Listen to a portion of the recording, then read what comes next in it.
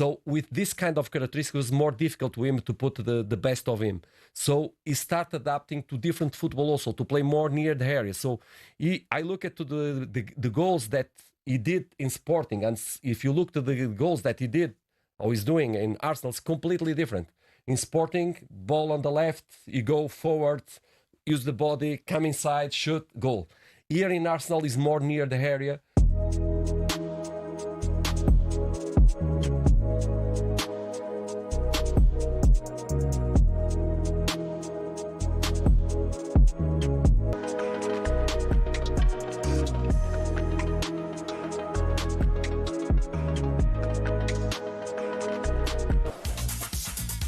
Indeed it is. My final task of the day before introducing Nick for the headlines is, Nick, I've asked everybody else the prediction for Sunday. Can you give me one, please? Difficult not to see anything other than a home win for Guardiola's boys, isn't it? Interesting. Time will tell. Look forward to seeing you soon. Cheers, Ali. talkSPORT Sports Update, powered by the Nissan van range. Scoring a winning hat-trick of performance, payload and price. Search Nissan vans or head to your local Nissan van centre. With your headlines at 10:01, I'm Nick Ellaby. Good morning. On that, former Arsenal midfielder Adrian Clark's concerned about the team's recent performances. Anyone that's watched Arsenal of late, anyone that saw this game, wouldn't be rushing to back them to go and win against City. And if Arsenal don't win against City, then you fear for what might happen in the coming weeks. Arteta says that Champions League semi will give Arsenal a springboard into Sunday's game at Man City, though. Meanwhile, after Real Madrid were knocked out in Munich, former Bayern midfielder Didi Hamann told us worker bee Luis Diaz is really missed at Liverpool. They've got a lot of technical players. They've got a lot of players who want to shine and are capable of doing it. They don't show it enough. But you need workers as well. You can't just have players who want to play with the ball. Somebody's got to do the work. And Diaz, I think, was a vital part of the Liverpool team. Arne Slot's boys go to Hill Dickinson for the first time to play Everton on Sunday. Now, following reports the Saudis could pull the plug on LIV Golf, it's understood LIV's chief executive Scott O'Neill's emailed staff to say they intend to continue uninterrupted and at full throttle. Ronnie O'Sullivan will kick off his quest to win a record 8th World Snooker Championship against Chinese 25-year-old He Guoqiang. They play on Tuesday, and Jamie Murray's told us calling time on his career was an Edie's decision after getting ill last summer. And then I went to New York, played, wasn't quite myself. I didn't want to go to China afterwards. And I was like, okay, I'll stay at home, get my body right, and then I'll finish the season in Europe. And I just basically never really picked up a racket again. He's now looking forward to trying to beat brother Andy on the golf course. More at talksport.com. talkSPORT News. The business secretary is not concerned the war in Iran will cause food and drink shortages here. And Sir Keir Starmer's threatening stark consequences if social media companies don't do more to protect kids online. Amelia's back at past. talkSPORT weather with QuickFit. With over 600 centres across the UK, most of which open 7 days a week, we're always there when you need us. QuickFit. Drive away happy every time. Sunny spells and showers, heaviest of those across the north. Isolated hail and thunder with gusty winds there. Warm in the southeast, cloud and rain spreading from the southwest this afternoon.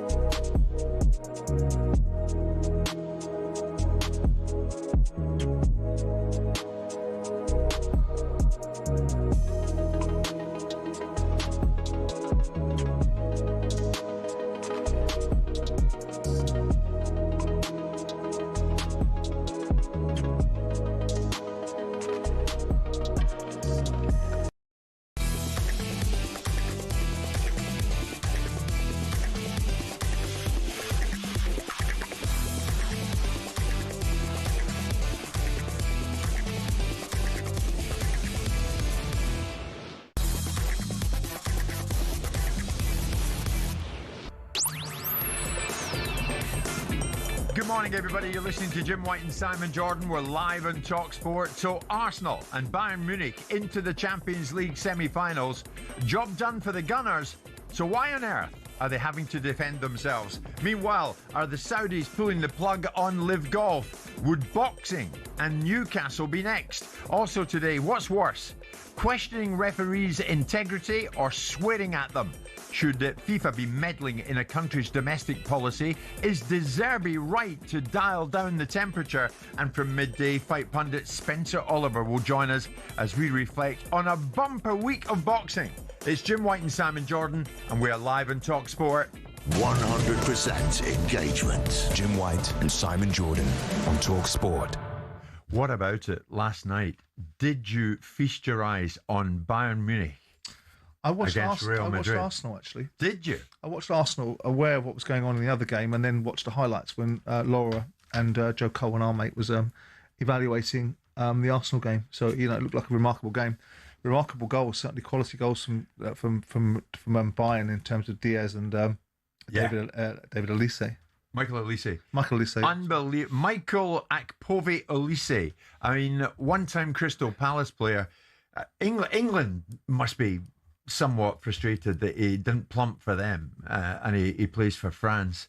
I mean, the boy, he's gone on to a different level. He's fantastic. He's doing brilliantly for Bayern Munich. Yeah. I mean, he's playing in Germany and he's playing for the best team in Germany. So that, that's afforded him an opportunity. He could be playing for the best team in England and he would be afforded the same opportunities. The fact he's elected and plumped to play for France. I mean, we do have plenty of talent in this country, so we're not short of talents. And he's currently doing well at domestic level. How he translates at international level is a different conversation. But when you're playing in a side like Bayern Munich, it can even take managers to get teams relegated from the Premier League to heights. Yeah. So when you've got the best players in the country, in your country, and you've got the best opportunities, the biggest budgets, and the heritage of a football club that wins everything, you've got a head start. And that means that your ideologies, when you can't change from them, when you won't change from them as a manager, get allowed in that space. And the same for players. But, players play well when they play with better players. But Pep couldn't win the Champions League with Bayern Munich. No, but that was a moment in time. But he could win it with Barcelona, and he could win it with Man City. And of course, there's no God-given right for any team to win the Champions League, and they haven't won it yet. And there was many a slip, trick, tap on the lip. And I would, if I was betting on anything, I'd bet on PSG to put Bayern Munich out, because they put themselves into a real jeopardy last night. And if Madrid hadn't got players ridiculously sent off, certainly the one that was sent off during the course of the 90 minutes, this might have been a whole different kettle of fish. Could have been. I must admit, I thought Real Madrid would do it, and they came darn close, but by God, what a finish. Tragedy, isn't it, when you watch that arrogant side getting dropped out of the competition they purport to own? Oh, I know. And Jude at the referee, fourth official's ear at the end. It was players doing it. Not the best sight at the end of the game. So Arsenal did it, Simon, and you watched it. I saw bits of it. A stalemate at the Emirates, but Arsenal and Bayern Munich through to the Champions League semi-finals. So it's job done for Arsenal. Yeah, it is. So why are we at a point where the last English team in the competition are having to defend themselves? And they are. Oliver Holt in the Mail, they were nervous again. They rode their luck again. They looked full of fear again.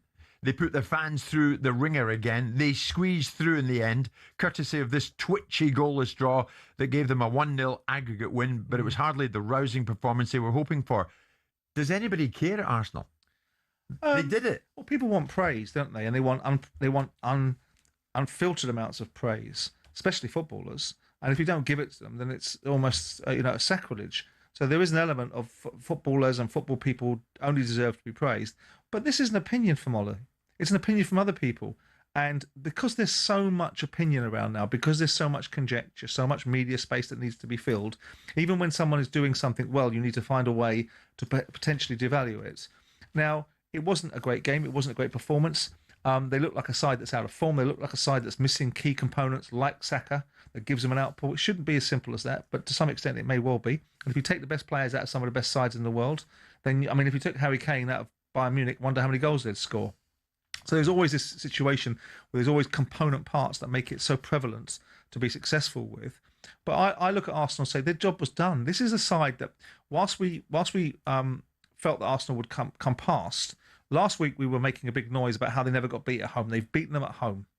They've done the job this week, without having to extend themselves. I think sometimes you play to the level of the opposition, and so the necessity to really get engaged wasn't there, because whilst Sporting were a good side and good on the ball and had opportunities, I didn't think at times, besides the fact they hit the post in the first half, I didn't think they opened Arsenal up that much and didn't create that many problems. No. So Arsenal will have had a mindset that to manage this game through, despite what we heard, I didn't subscribe to the view, and I don't think most people did, that you're going to see fire and all this sort of stuff from Mikel Arteta, because he is in part, if you want to make a problem, he is in part some of the problem, because He's as rigid as burnt toast. He wants his players to stay in a particular position and do particular jobs, and he doesn't make it fluid, and he doesn't have the same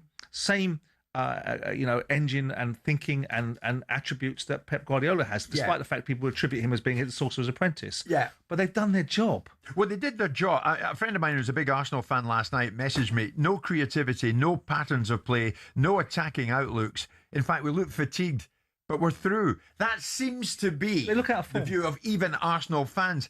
And Arteta is well aware that people are looking at Arsenal going, really? What happens in reality of where we are, I don't know if the context and the reality are very, very much aside. I wish that we were doing the Arsenal documentary this season, and you can film the last 48 hours and everything that is being said. But we are watching the series in July, and then we have to ask ourselves the question. We are watching the movies and said, okay, where is Arsenal place? I think all of us would say, they are in the bottom three. But what are we talking about, guys? Please. Enjoy where we are as a club. If someone doesn't want to do it, so be it. We are enjoying a lot, and I feel huge gratitude for what the players are doing and our supporters. So thank you. Do you know what? I suppose he's right, Simon. You would think, as he suggested, you would think we're in a relegation battle. Not really. That's a clever redirect because it takes you away from the central theme, which is why are you labouring? Why have you suddenly become a slightly workmanlike side that doesn't have any fluidity, that looks as if you're dribbling up to the line rather than sprinting through the tape? Why is that? That's the question. Now, that's the question he can't answer. Yeah. And the question that will be put to him, I'm sure someone will put it. I'm sure someone has put it to him. He doesn't want to answer that question because he doesn't have the answers to that question. Because the answer is in some of his coaching, some of his thinking, in some of the fact that he doesn't want to pivot and change certain situations to be able to overcome the opposition. He's very rigid in his thinking. So he can't answer that question because that's an existential threat. That's like deconstructing his worldview. Yeah. You say to him, look, well, why is it then? Okay. I don't think anybody really is writing about Arsenal like they're about to get relegated. They can reserve that for Tottenham. There's plenty of space for that in Tottenham. But no one's writing about them in any glowing style, glowing fashion. Well, no, because despite them being top of the table, despite them almost being in the final of the Champions League, no one is saying, wow, do you see what Arsenal are doing? Because how they're doing it. Because you can't. How can you? No. I thought I think some of the comments have been silly. I keep on talking about Pardew's absurdness about Asterix because I think it's an absurd comment to make. He should stick to delivery adverts, whatever he's doing. I also look at some of the other observations about how they played last week in the Champions League when they went away to Sporting, and all the noise was, "Oh, this side don't get beat at home." And yet, when they got a beat at home, people started to attack the performance. And I thought that was just silly because you've gone and got a perfect European performance. In other people's worlds, that would be shut the door, win 1-0, job done against a side that doesn't get beat. Come home. So there's an element of that going on. Yeah. But what is it we want? I mean, what is it that they don't seem to have the same aplomb that other sides have had running towards their first Premier League title in a generation. No. Now, I wonder how much aplomb and composure it took Man City to find themselves out of the cart against QPR 15 years ago when they won their first Premier League. Good point. I wonder how many people are wondering, oh, Man City are this flowing, wonderful... No, they weren't. I know what you're saying. They were clunky and nervous, and people were concerned about what was happening in that game against QPR, who were sitting in the bottom three of the league. But the narrative nonetheless goes on about creativity. You seem to make it hard for yourselves. Even Declan last night, it was put to him, well, you're through, yeah, but it was a bit of a frustrating night, wasn't it? Frustrating? Nah, we just got to a semi-final. No frustration. Positivity all the way. Who cares what people think? All that matters is what this group thinks, what the manager thinks. And we're in another semi-final. I'm delighted.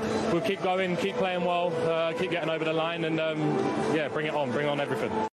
That was Declan. Are you kidding me? We're through. I mean, can hate, Simon, be the perfect fuel for a siege mentality? But nobody's hating them.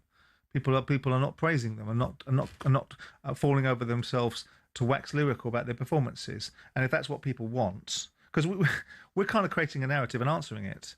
There's nobody hating them. And the person that responded to that was, what a journalist tried to do was, are you frustrated? And he said, well, why would I be frustrated? I've just won.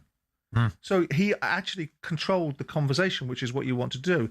If he'd have turned around and went, well, yeah, we'd like to, then he would have fed the narrative. He would have fed the campaign, which is this concern going on in ranks. What he did was exactly what he should do, which is, why would I be frustrated? Yeah. I'm in a cup semi-final.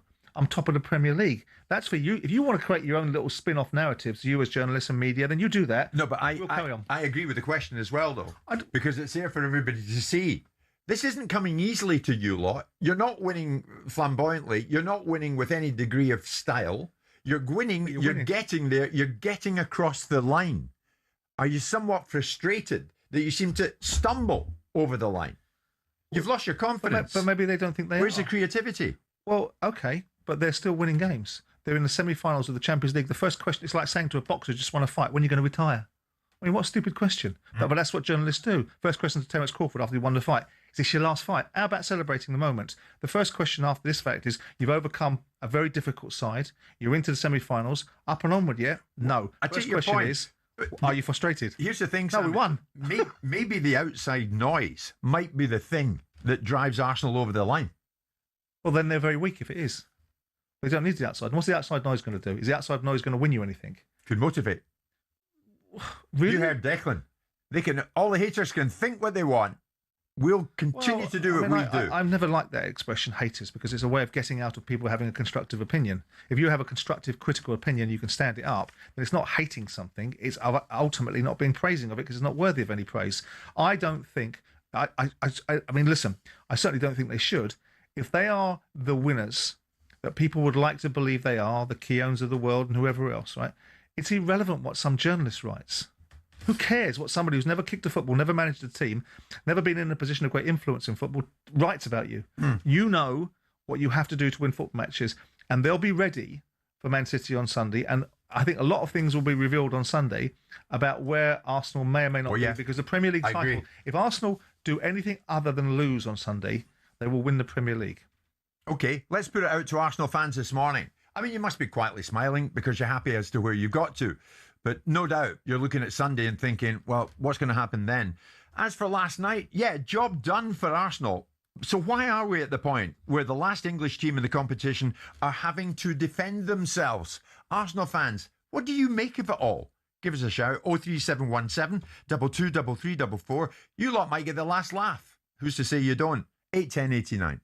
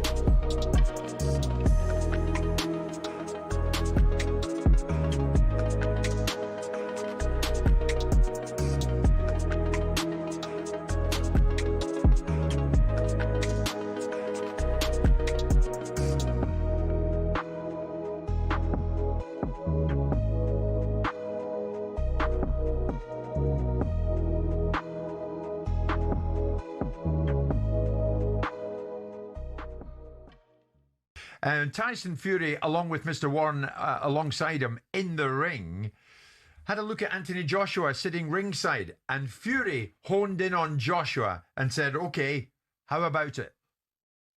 Next, I want to give you the fight you've all been waiting for. I want you, AJ, Anthony Joshua. Let's give the fight fans what they want. The Battle of Britain. And here's my challenge. I challenge you, Anthony Joshua, to fight me, the Gypsy King, next. Do you accept my challenge? Tonight is your night, and you know I'll sit across that ring from you in due time. You ain't gonna tell me what to do. I've been chasing you for the last 10 years. When you're ready, you come and see me and tell me your terms and conditions, and I'll have you in the ring when I'm ready. I'm the boss. You work for me. I'm the landlord. Remember that. I'm the landlord. You work for me. Now, I've got to say, Simon, I thought AJ handled that brilliantly. Yeah, to a point. I think he's absolutely right not to allow the whip hand to be Tyson Fury's, because Tyson's all pumped up after being back in the ring and having just won a fight. The flip side of it is I don't think Anthony Joshua is the landlord. I don't think coming after getting ironed out by Daniel Dubois puts you in the box seat. You are both the biggest names in British boxing over the last decade.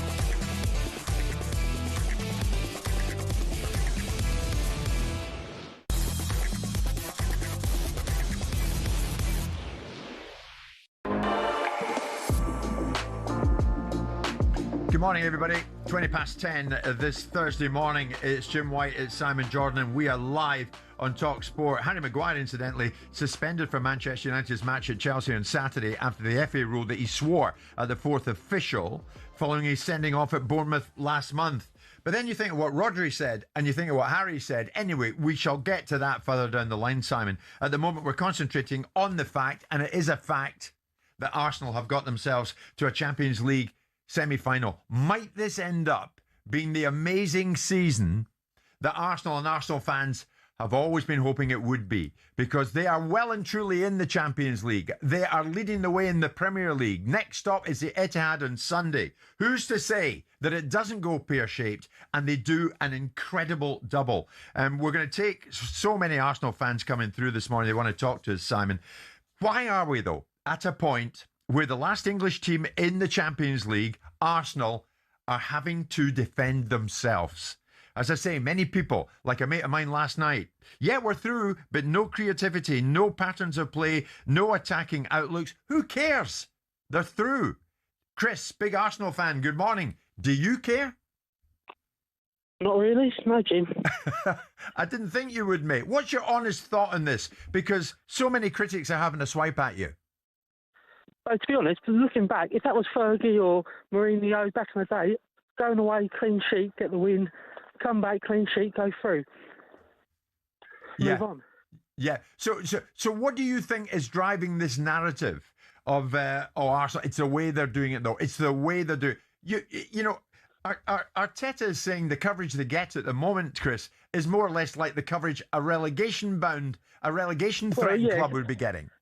It's a bit clunky, isn't it, as such? We're not going through playing smooth football, banging in goals, but if we won last night 6-4 aggregate, it would be carnage, wouldn't it? Everyone would be saying we can't defend, no control. Yeah. We've gone through 2 clean sheets. Don't really see what the result. The performance, not great. The result's what the key thing. Do you win the Champions League? Do you win the Premier League? Do you win both? I'd rather the Premier League than Champions League, personally. Okay, but you're looking good in both. That is for sure. Thanks, Chris. Jay, big Arsenal fan, good morning to you. Why are you having to defend yourselves, Jay? Do you bother about it? Is Jay with us? Jay isn't with us. We just lost out on Jay, so we'll take Nicholas's call. So many of you coming through. Nicholas, good morning. What do you want to tell us? Good morning, gents. Honestly, just the whole thing surrounding Arsenal. Look, it's just got to do with other clubs' shortcomings. You know, fans of other clubs, Liverpool spent crazy and failed to basically get anywhere. And, you know, United from years ago still not the same. And look, it gets journalists going because people click things, people buy papers. It's as simple as that. Like, you know, Chris said, if this was Fergie or anybody else or even Pep, if they make it work, they make it work. Yeah. And now suddenly it's an issue. It's no surprise to me. It's no surprise, and you don't mind it. Nicholas, very, very briefly, I'll do this with you. Let's go through what Ollie Holt in the Mail said. They were nervous again. Were they, Nicholas? Well, you could say nervous, but maybe those are tactics, like Arteta said. You know, why don't you? If he said, "I wish we had this sort of program again to show kind of what's going on behind the scenes." Maybe the tactic is, guys, just don't lose because we've done all the hard work. You know, we've lost, 6 times this year? Sure, in 49, nearly 50 games. They rode their luck again. Did you, Nicholas? Riding what luck? We're the ones who didn't lose. They looked full of fear again. Were they? I wouldn't call that fear. I would really call that sort of just grit and determination is what we call that in different narratives. Yeah. But this narrative is get people talking negatively about it because it gets people talking. But if Arsenal get over the line, I really hope we do, that narrative all goes away. But as it is, it gets people clicking. Nicholas, great call. Thank you for that. Sean, big Arsenal fan. Do you bother about it, Sean? Good morning. Morning, Jim. Good morning, mate. What about all this negative publicity you're getting? I honestly can't understand it. And I'll tell you one thing. A few weeks ago, when international break happened, and you had the likes of Saka, Timber, and so on pulled out from international squad, Bungalow sat on the show, not your show now, on the breakfast show, and said they should never play. They should be pulled from. They should be fined or suspended or whatever. Okay, some players have played, but the likes of Saka and Timber haven't been seen in a month's time. Yeah. And one other thing. I agree with a previous caller you had on a minute ago, saying about the likes of other teams. The likes of Man United, Liverpool, Chelsea. All right, Liverpool fans can have a say. They've won the league last season. But the other two, they've absolutely done nothing. And it's all you see online all the time is negative stuff about Arsenal. If we go and win that league title in May, we won't care about it. There you go. Sean, thanks for that. And they won't care, will they, Simon? They won't care once they've won one of the two. But they shouldn't. But that's not the way tribalism works in football, is it? Because fans like to score points off one another, irrespective of whether they're in a position to do so. I mean, lots of people could be really parodying Chelsea, and I'm sure Arsenal fans aren't immune to taking the mickey out of Chelsea, so get it back, get on with it. That's the way it works. They're victims of their own circumstances. Their narrative was seeded 3 years ago. And I don't, and I concede that I was part of it, that Arsenal bottled the Premier League. Now that they're losing games again against Bournemouth and they're making it difficult and they've opened the door to Man City, and they've really opened the door to Man City, that narrative will bubble up again because it's easy to go to. Once you get a picture in the press, it's clipped, it stays there forever. You know that, and they can go back and get it whenever they want. Yeah. And so in this situation, Arsenal, because they're wobbling towards the Premier League title, people will bring up the bottling narrative. Because Arsenal have been such a fluid side, easy on the eye, at the beginning of the season, very commanding, very demanding, very expansive.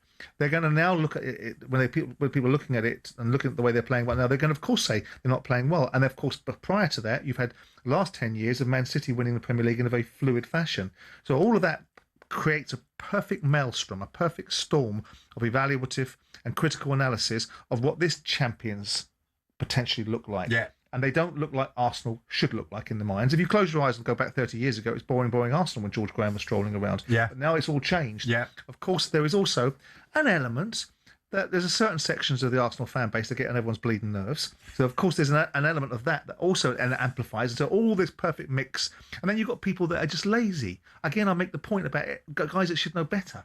There's no asterisks to Arsenal winning the Premier League, and former Premier League managers that have managed at the highest level shouldn't be saying that sort of stuff. I agree with you. And that's lazy because they're falling into like a herd mentality of, what's the direction of travel? A bit like Piers Morgan does. Where does everyone want to be led? I'll lead you. Okay. Whoa. The same situation your here. big pal.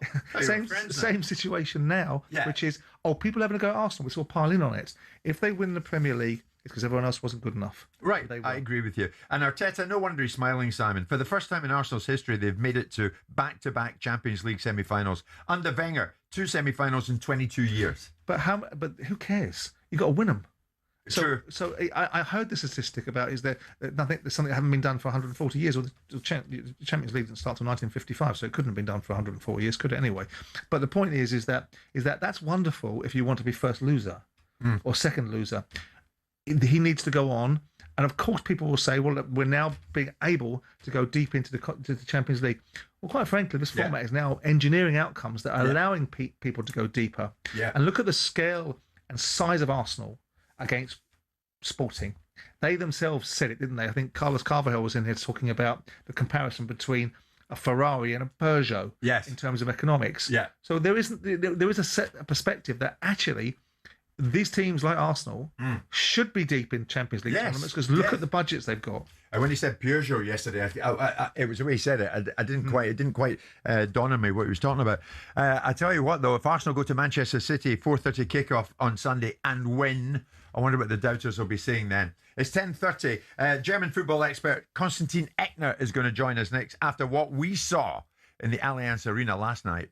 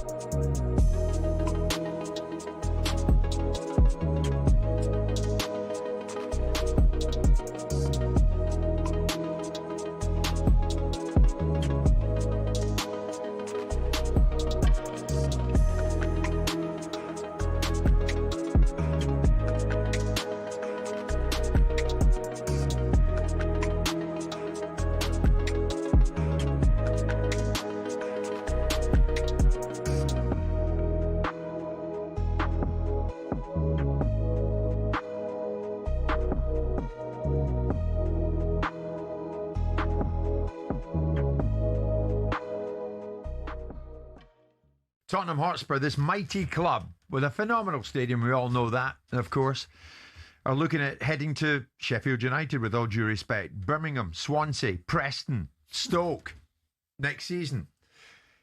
Is that what's going to happen? Graham's a big Tottenham fan and joins us live. Graham, good morning. Is that what's going to happen? I'm sorry to say, I think at the minute, I think it has to be. We'd have to be completely blindsided, I feel, to think anything else. I said in amongst group chats with friends that in January, the moment we slip into that bottom three, I don't see us getting out of it. And I think it's got nothing to do, and this alludes to a point that Simon made, I feel, maybe 10 minutes ago, about not necessarily having that quality, because it's clear that the quality hasn't been there this season. It's about having the fight and the mentality to actually pull yourself together, earn the money that you're being paid, and get yourself out of this and restore some sort of reputation that this football club has got. Unfortunately, I feel for us at the minute, we have too many players that have completely checked out. When the going got tough in and around January, February time, when you actually sat there and thought, we're in a bit of bother here, agents started appearing. Suddenly we've got Van der Ven doing interviews with his dad, and straight away you look at that and go, they're angling for moves already. We've got Paulina, who's on loan, who I actually really like, and I feel he's probably the closest one we've got to someone that's willing to stand up. Mikel Arteta wants his Arsenal players to build on their Champions League semi-final qualification and get some momentum for the run-in. talkSPORT's Ali McCoist has given his verdict on last night's goalless draw against Sporting. Mikel Arteta will say, job done, we're in the final, get the players, sit them down. They will not be watching any highlights of that game last night, get in their ice baths, prepare for a outrageously big game on Sunday. Well, Arsenal go to Man City with the Premier League title on the line. Now, Champions League wins are good, but how do they compare to getting 3 points in the Championship? I remember we beat Blackburn twice in Burnley. For nobody in this room, you will actually want to compare it with the game today, but it was amazing. Vincent Kompany is buzzing to beat Real Madrid 6-4 over 2 legs. His Bayern Munich side face PSG in the semis. Elsewhere, Sergio Garcia says he's heard nothing about the Saudis pulling the plug on LIV Golf. That's despite reports on the contrary. And after retiring from tennis, Jamie Murray has told us he's looking forward to spending some more time on the golf course. Especially so I can compete with Andy. He's kind of... He's right into it, isn't he? Yeah, he's right into it, yeah. I think he's basically put all his effort he did into his tennis now into his golf. Murray says it was easy to step away from tennis, having not felt himself since getting ill last summer.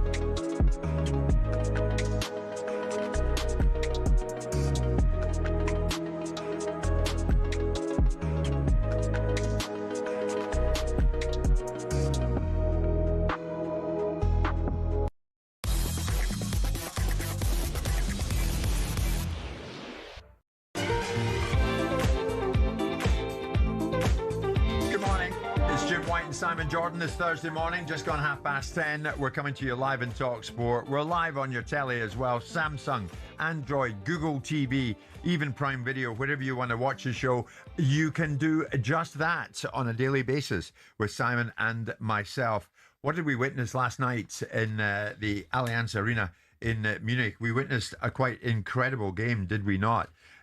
It was Real Madrid who came calling, and Mbappe and Bellingham and the rest must have thought they had a more than decent chance when they scored early on, following a mistake by Manuel Neuer.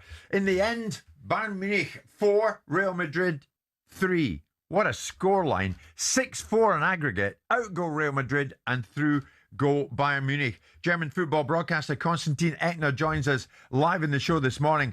I take it is the talk of all Germany this morning, Konstantin. Of course. I mean, because the game was exciting, slightly more exciting than the Arsenal game, to be honest. But anyway, I mean, we talked earlier about it this week, that actually Bayern have lost in knockout ties on several occasions in the past 10 10 or so years. And so, of course, it was also important for the club to actually beat Real Madrid finally. Of course, a weakened Real Madrid side, but it was nevertheless exciting because, as you mentioned, Manuel Neuer making an early mistake, also not looking good when Arda Güler scored that free kick. I mean, that was probably a better Manuel Neuer. Maybe a little bit younger Manuel Neuer would have probably saved that ball. But in the end, Bayern prevail, and I think we will have a much even more exciting tie when they face PSG in the semifinals. Interestingly, Constantine, if Bayern Munich win it, they go on and win the Champions League, where would that leave Vincent Kompany in terms of the pantheon of Bayern Munich managers? Because this was something Pep couldn't do in his time there. Yeah, of course, you would be among those who have actually led Bayern to a Champions League title. There are only a few: Ottmar Hitzfeld, Jupp Heynckes, Hansi Flick, and now Vincent Kompany. But also in the manner he has done it, because as you remember, and as many remember probably, he came from Burnley, was their 10th choice, maybe. I mean, he wasn't their first choice, and he knows it. And still, it's his second year. And now there's no doubt about it that Vincent Kompany should be the Bayern Munich manager for the time being and for years to come. And I think that's just a huge surprise to many, that actually he managed to establish himself as one of actually the main European club managers today. Yeah. I mean, Simon, we know the narrative around Vincent Kompany. Must be a real surprise when you've got the biggest budget in Germany, a team that was won the league 12 times out of 13 years. There's a distinct possibility that the ideologies that he tried to deploy and failed at Burnley because he didn't have the personnel he wouldn't find full foul of, because he's got players that can play that way and play that at that sort of level. And his big thing was his lack of adaptability. As the Bayern Munich coach, he doesn't have to have adaptability. He's got the best players. So a coach is only as good as the tools that he's given. Well, yes and no. I mean, ultimately, the best coaches will win with the best players. Very rarely do you find the best coach and the worst players winning anything. It's a combination of the two. And, of course, the fact that the narrative was spun out, that he got relegated with Burnley, that was a lacking on his part. He decided not to pivot. He decided to be ideologically entrenched on a position which was ultimately, as a 12th man for the opposition, which was play out from the back, whatever the weather, play out from the back, and whatever the consequences. And wonderful, you got your team relegated. In this situation, with players of the calibre that Bayern Munich have available to them, they can do the things that he asks them to do. So really he's got to do is plug and play, point them in the right direction, keep them motivated, and then we'll see when he comes up against the elite coaches in European football. He's overcome a Madrid side that are not the Madrid side of old. Let's see how he overcomes an elite coach that is currently holding the Champions League, which is Enrique, and see how he gets against him. Because they were lucky last night by Munich. Without that sending off, there's a distinct possibility they might have got dragged into extra time and hoisted out of the European Cup. Would you agree with that, Constantine? They were lucky last night, Bayern? Yes and no. They were lucky in the end that Camavinga was sent off, although, I mean, it was a stupid mistake by Camavinga. You saw a yellow card 10 minutes before, and then he kicked the ball away, committed a foul, and so on. I mean, at some point, I mean, you're begging for a second yellow, right? But on the other hand, we should maybe talk about a couple of decisions that weren't or that were wrong before Madrid's goals. I mean, the third Madrid goal scored by Mbappe, Rüdiger clearly fouls Stanisic. He just checks him away. I mean, just in typical Antonio Rüdiger fashion. But I mean, that's a missed call. And also the call before the Arda Güler free kick was very soft. So I mean, some things went in favor of Madrid. In the end, it didn't go in favor of Madrid, and they were of course angry about it. That's why also Arda Güler saw the red card after the final whistle. I mean, it was, of course they were out of themselves, but in general, I think there were missed calls or wrong calls on both sides, and that's why I wouldn't call it lucky. But that being said, Bayern Munich looked defensively vulnerable, and Real Madrid on their best right now. When you look at their midfield, I mean, it changed again. They played two different center midfielders in the first leg, then they played Valverde and Bellingham the second leg. When you face Paris, they have also a strong attacking line with Ousmane Dembélé and Kvaratskhelia, but they also have Vitinha and Joao Neves, real playmakers. Players Real Madrid are right now lacking in the post-Kroos and Modric era. Yeah. Again, the word recruitment comes into play here, I think, Constantine. Liverpool being criticised this week because the recruitment hasn't been what people thought it might be in terms of what Isak, who's been injured for a lot of the time, having said that. Florian Wirtz, who you knew well, but has underachieved, it would seem. Then you look at Bayern Munich, Harry Kane, Michael Olise, Luis Diaz. Good God, they've done no wrong in their recruitment plan.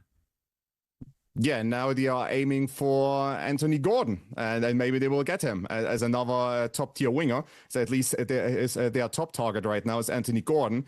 But that being said, I remember when they signed Luis Diaz last summer, and a lot of, especially people connected to Liverpool reporters or maybe fans, were saying, well, he was injured all the time. So, I mean, his legs are gone. It's over, basically. He's winding down his career. He hasn't been injured once. He has only missed 4 games so far this season due to suspensions, yellow cards and red cards. But he hasn't missed a game due to injuries. So there's also something to be said about managing players, getting maybe a player who looks broken, quote-unquote broken, of course, with Luis Diaz. Maybe his legs are gone, or maybe we just have a different approach when it comes to our medical staff and to managing workloads. And you can clearly see Luis Diaz scored the decisive goal yesterday after the heel pass by Musiala, and he's a major factor there. Or maybe it's a less competitive league. Well, he said, but these players have shown when they've had to. Yeah, Luis Diaz didn't leave Liverpool because his legs had gone. He left Liverpool because he couldn't get the contract he wanted, got fed up with asking for it. And most Liverpool fans look at it and go, that's a major loss. And if you look at all the football observers talking about the imbalance on Liverpool's side, they attribute it to the lack of Luis Diaz, because he gave the balance to the fact that Salah didn't work back. He was the engine room on the other side of the pitch. So Bayern Munich were very bright and very fortuitous at the same time that Liverpool couldn't keep hold of an asset that was in their building, and Bayern would have benefited of it because he's a top quality player. But also, if there is an injury statistic, there's no doubt that the Premier League is a more competitive and more combative league. So those things will play into the situation. Also, the Germans play less games. They play less games. They play 34 in their Premier League. In their Bundesliga, we play 38. They're not so partisan to second cups in terms of the way that the English clubs play and compete in their second cup, being the League Cup. So all of these come to play. Let's see if Bayern win the Champions League. Bet they don't. Bring me up to date, if you will, Constantine. Bournemouth set to be in advanced talks to hire Marco Rose as their new head coach. He's a free agent, I think, isn't he, since he was sacked by Leipzig in March 2025. So is this looking like it's going to happen?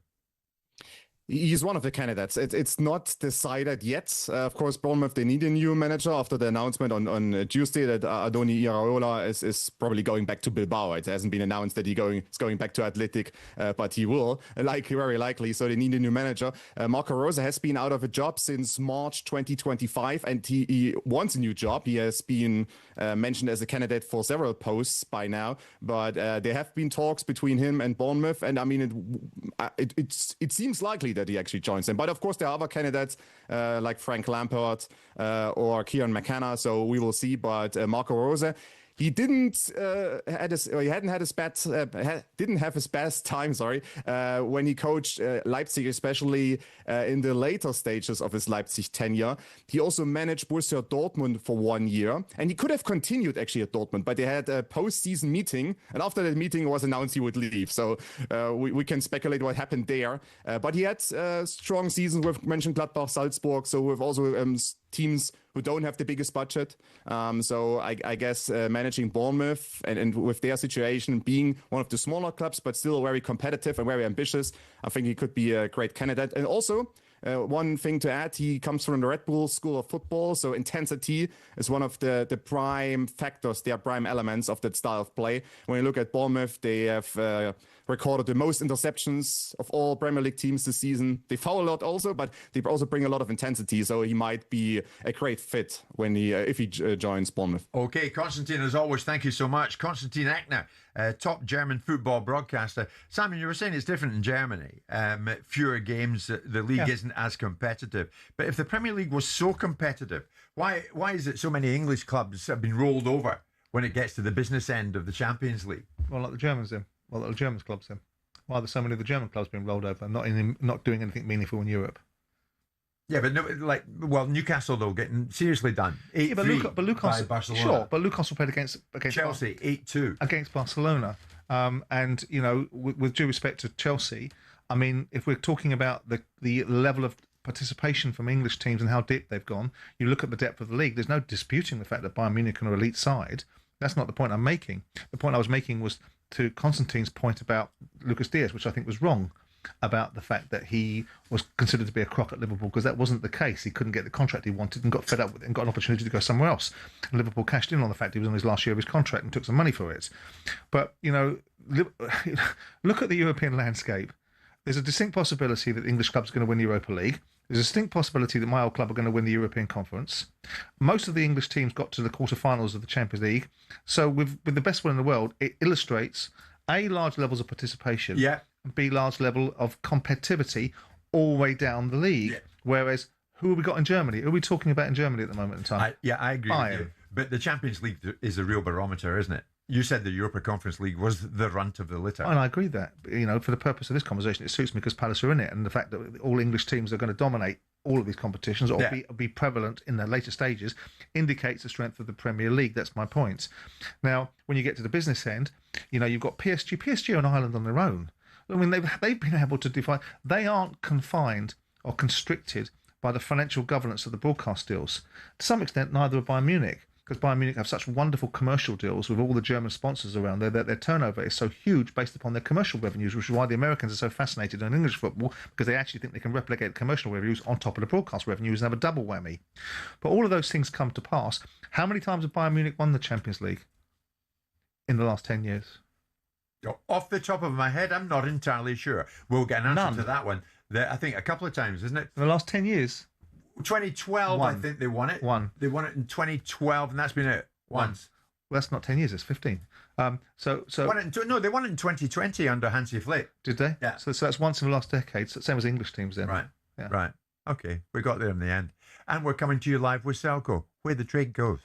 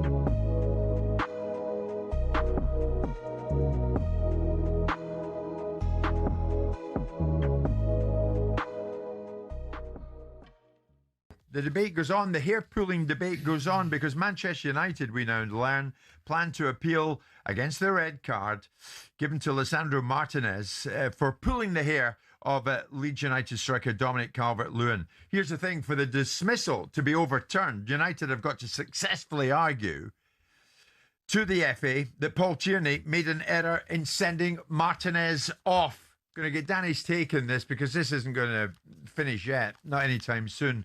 Michael Carrick said this about the sending off and the incident. Shocking decision to send Leach off. It's 2 games in a row we've had decisions like that go against us, but that one I have to say was one of the worst I've seen. So you can elbow Lenny Yoro for the first goal in the side of the head, leaning on obviously, and then you can throw your arm in Leach's face, and then as he's off balance because of that, and he half grappler and he kind of half touches the back of his ear, which then pulls the bobble out, which then leads to look like I don't even know what it looks like. It's not a pull, it's not a tug, it's not aggressive. He touches it and he gets sent off, and worst of all, he was actually sent to overturn it, clear and obvious error. It's shocking. Shocking, according to him.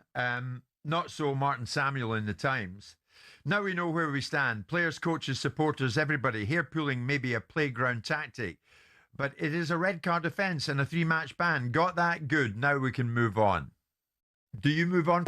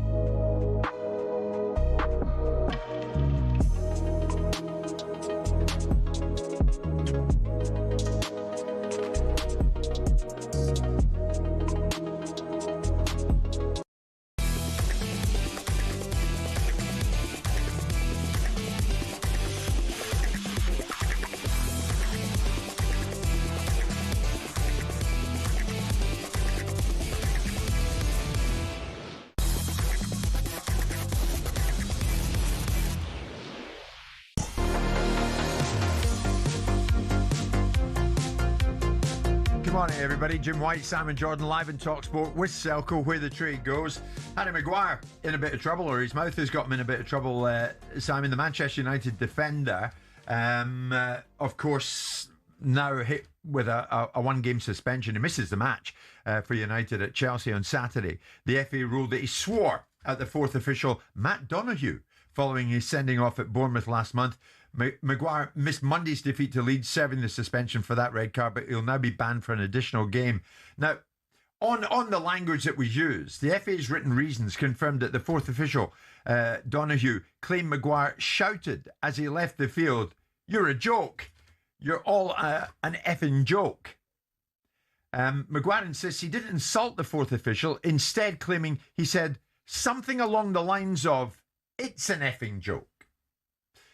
The independent commission sided with the fourth official. They actually asked for a 2-match ban, but in mitigation, which included Maguire's character, it meant they settled on 1. What's worse, Simon? Or did they get a character reference from the people in Mykonos? What is worse? Questioning the integrity of an official or swearing at them? Context, isn't it? I mean, robust language is used. It's the manner in which it's used. We're all grown-ups, and this language that we see and hear, which some people are wallflowers about, is traded amongst referees and players at certain times because you want that kind of dynamic. You don't want it to turn into disrespect, into aggression. And some would say, how can you use that language without being aggressive? Well, you can. Yeah. You can use it contextually. But there's also this balance in my mind's eye, which I always want, which is the respecting of all of the officials. Of course, I want the officials to be worthy of respect. And I want their decisions to be beyond reproach, or in the event they make mistakes, I want them to be legitimate mistakes that most people would have made, rather than ones that people that have never done it can sit there pointing their finger out, because that's what they always do with referees. Yeah. So, you know, I'm in between two stalls of saying you shouldn't say these things because it opens up the door to be consequence, but also accepting that people are human beings. In every sport, you see the leading players in the tennis world, in other sports. You don't see it so much in rugby. And you might want to wonder why that is. No. But you do see it in sports where the octane levels seem to be higher, albeit rugby has a high octane level, so that doesn't make much sense either. Yeah. That's a cultural thing. And so I kind of, what is worse? I mean, if shouting something in the context of a conversation where you use robust language, I think is the lesser of two evils, rather than questioning someone's authority, integrity. Yeah. Questioning somebody, the validity of and their legitimacy. And if you're turning around and questioning someone's integrity, then I think you're steering into a whole different rule game. No, I agree with you. It always seems to be the case, though, Simon, that the aftermath, we hear the individual involved saying, actually, I didn't say that. What I said was this. Well, he might have not said that. Well, it made me think of Rodri of Manchester City. He got fined 80,000 quid for post-match comments he made about officials following their draw at Spurs, but he avoided any match ban. Now, what he did was he seemed to question the neutrality of officials, because he was left unhappy with the performance of the referee on that day. This is what he said at the time. It's one game and another game and another game, and it's not possible. I never speak about referees. I respect their job massively, but they have to pay attention to these things. He kicked the leg, it's so clear. It's so clear. He anticipated the leg of Mark, and it's a clear foul. So, but it's not today, it's just 2-3 games in a row, and I don't know why, honestly. I know we won too much and the people they don't want us to win, but the referee has to be neutral. And for me, honestly, it's not fair. That's the expression. It has to be neutral. We can't have that expression. Now, I don't know what there's two sets of governances when you're on the field walking off, having an interaction with officials, and when you're doing a post press interview like this, where he's talking to the media as a result of a request for him to do so. So I don't know whether there's different governance and different menus of punishment. It's when you look at his defence. Rodri wrote 2 letters to the FA in response to the charge. One insisting wrote them, did he? that he respected and appreciated officials. In the other letter, he claimed that his words had been misunderstood and misinterpreted by some media organisations. Well, that would be the slant that he chooses to put on it. So I would like to understand what the context of suggesting someone's got to remain neutral, how that can be interpreted in a different way. Because the logical conclusion, despite the fact it's not his mother tongue, and you have to give him benefit of a doubt for that, but he seems quite conversant in the language, and he's pretty conversant in the word strike, so he's pretty conversant in the word neutral, I suspect. Well, that's right. I mean, he also said English, of course, wasn't his first language. Did he trip himself up when he said the referee has to be neutral? And for me, honestly, it's not fair. But what did he mean then? I mean, the answer has to be then, okay, if you want to have this little excuse or mitigation or justification or validation or explanation, explain what you meant then. Because when you say someone isn't neutral, you are implying then that they are biased. And then what you're doing then is you're moving into the territory of questioning the integrity of a referee, bringing the game into disrepute, and creating a whole raft of challenges. Well, Roger claimed he meant to say, but it's not today. It's 2-3 games in a row. And I don't know why the mistakes have happened. Yeah, I might have meant to say lots of things at certain times when I was in front of the judge, and I meant to say I was only doing 25 mile an hour, and I slipped out saying I was doing 35. But the bottom line is I got convicted for the offence. You said what you said. Words matter in some respects. So for the purpose of it, you got an £80,000 fine, which probably the club played in your behalf. Well, he was fined £80,000, but he avoided a match ban. Well, yeah, it's the end of it, isn't it? I mean, it's great to be understood, isn't it? Anyway, Harry Maguire suspended for United's match at Chelsea on Saturday, and hit with a hefty old fine as well. Anyway, we send our best to Harry. It's 11 o'clock this Wednesday morning.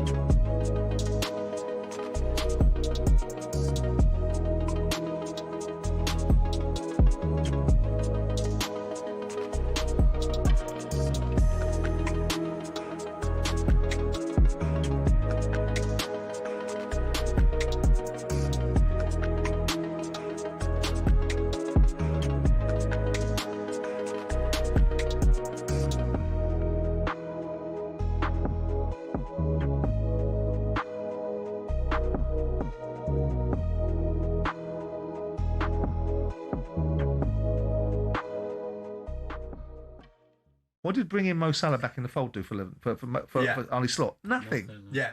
But Danny, off the back of Slot winning in his first season, you've called this season a catastrophe. So you're not giving Slot much latitude. Well, I did do for quite a while because of the circumstances around everything that's gone on. We've talked about them multiple times, with the players leaving, the Jota situation, all those things.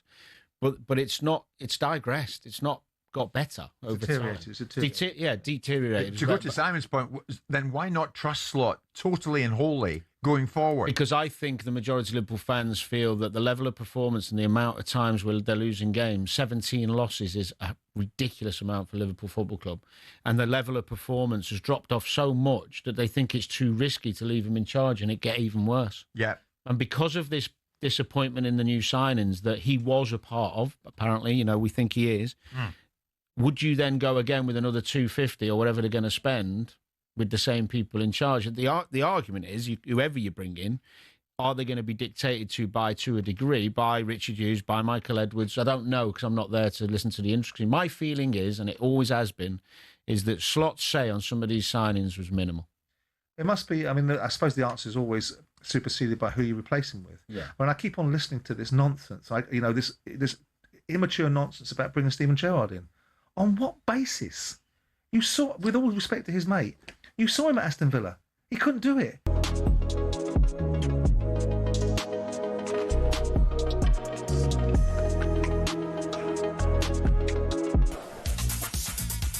It's one thing when you don't get the time right. It's another one when you don't get the day right. It's Thursday morning. It's 11 o'clock. Here's Nick Alloway. talkSPORT Sports Update, powered by the Nissan Van Range. Commercial vehicles that go the distance for your business. Search Nissan Vans or head to your local Nissan Van Centre. Thanks, Jim. Good morning. Arteta wanted Arsenal to bring the fire to beat Sporting. That 0-0 draw was enough to get them through to the Champions League semis. Former Arsenal midfielder Adrian Clark's worried about what might happen if Arsenal don't beat City on Sunday. They've got to dig deep here and find something. Otherwise, then this season that looked like it could be magical, it could be super special, it might end up trophyless. Meanwhile, after Real Madrid were beaten in Munich, former Bayern midfielder Didi Haman's comparing the club's current front three to Liverpool's trio of Mane, Salah and Firmino. Forwards can be a little bit selfish at times, trying to score themselves, but they just complement each other. Everybody's playing their role. Diaz, Elise and Kane all scored in the 4-3 win over Madrid. Sheffield Wednesday Supporters Trust wants the independent football regulator to step in over their 15-point penalty next season. Potential new owner, American businessman David Stork's bid only represents 6p in the pound to creditors. It would need to come to 25p in the pound to avoid the sanction. He is still committed to completing his takeover in May, though. Ronnie O'Sullivan starts his quest to win a record 8th World Snooker Championship against Chinese 25-year-old He Guo-Chang. They play on Tuesday, and now he's retired from pro tennis. Jamie Murray's told us he's looking forward to spending more time on the golf course. Especially so I can compete with Andy. He's kind of... he's right into it, isn't he? Yeah, he's right into it, yeah. I think he's basically put all his effort he did into his tennis now into his golf, so you can imagine what that involves for him. Jamie told us retirement was an easy decision after getting ill last summer and not really feeling himself after that. More at talksport.com. talkSPORT News. So Keir Starmer tells tech firms to step up and take responsibility when it comes to protecting kids online. And EasyJet prices might go up because of rising fuel costs. Amelia's back at past. talkSPORT weather with QuickFit. Keep spring journeys safe. Visit your local centre or quickfit.com to book your tyres, MOTs and servicing so you can drive away happy every time. Sunny spells and showers, those heaviest across the north with isolated hail and thunder, gusty winds as well. Warm in the southeast, cloud and rain spreading from the southwest this afternoon.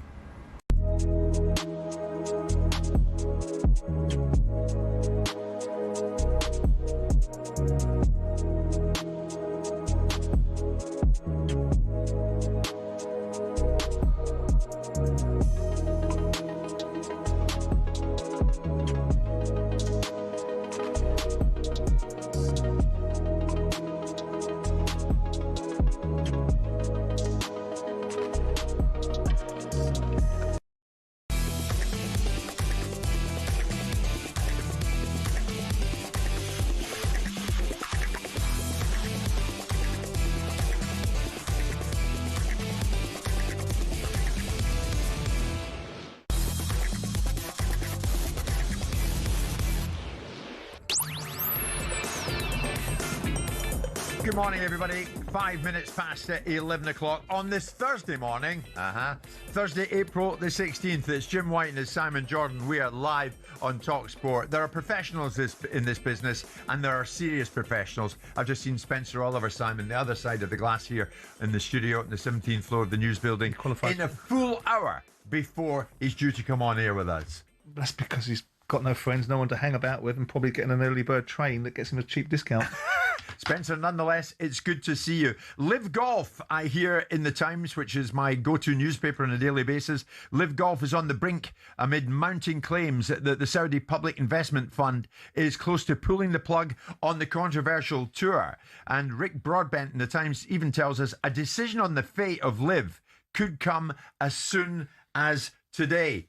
talkSPORT's golf correspondent Rupert Bell joins us live. Rupert, how come? What's going on with this?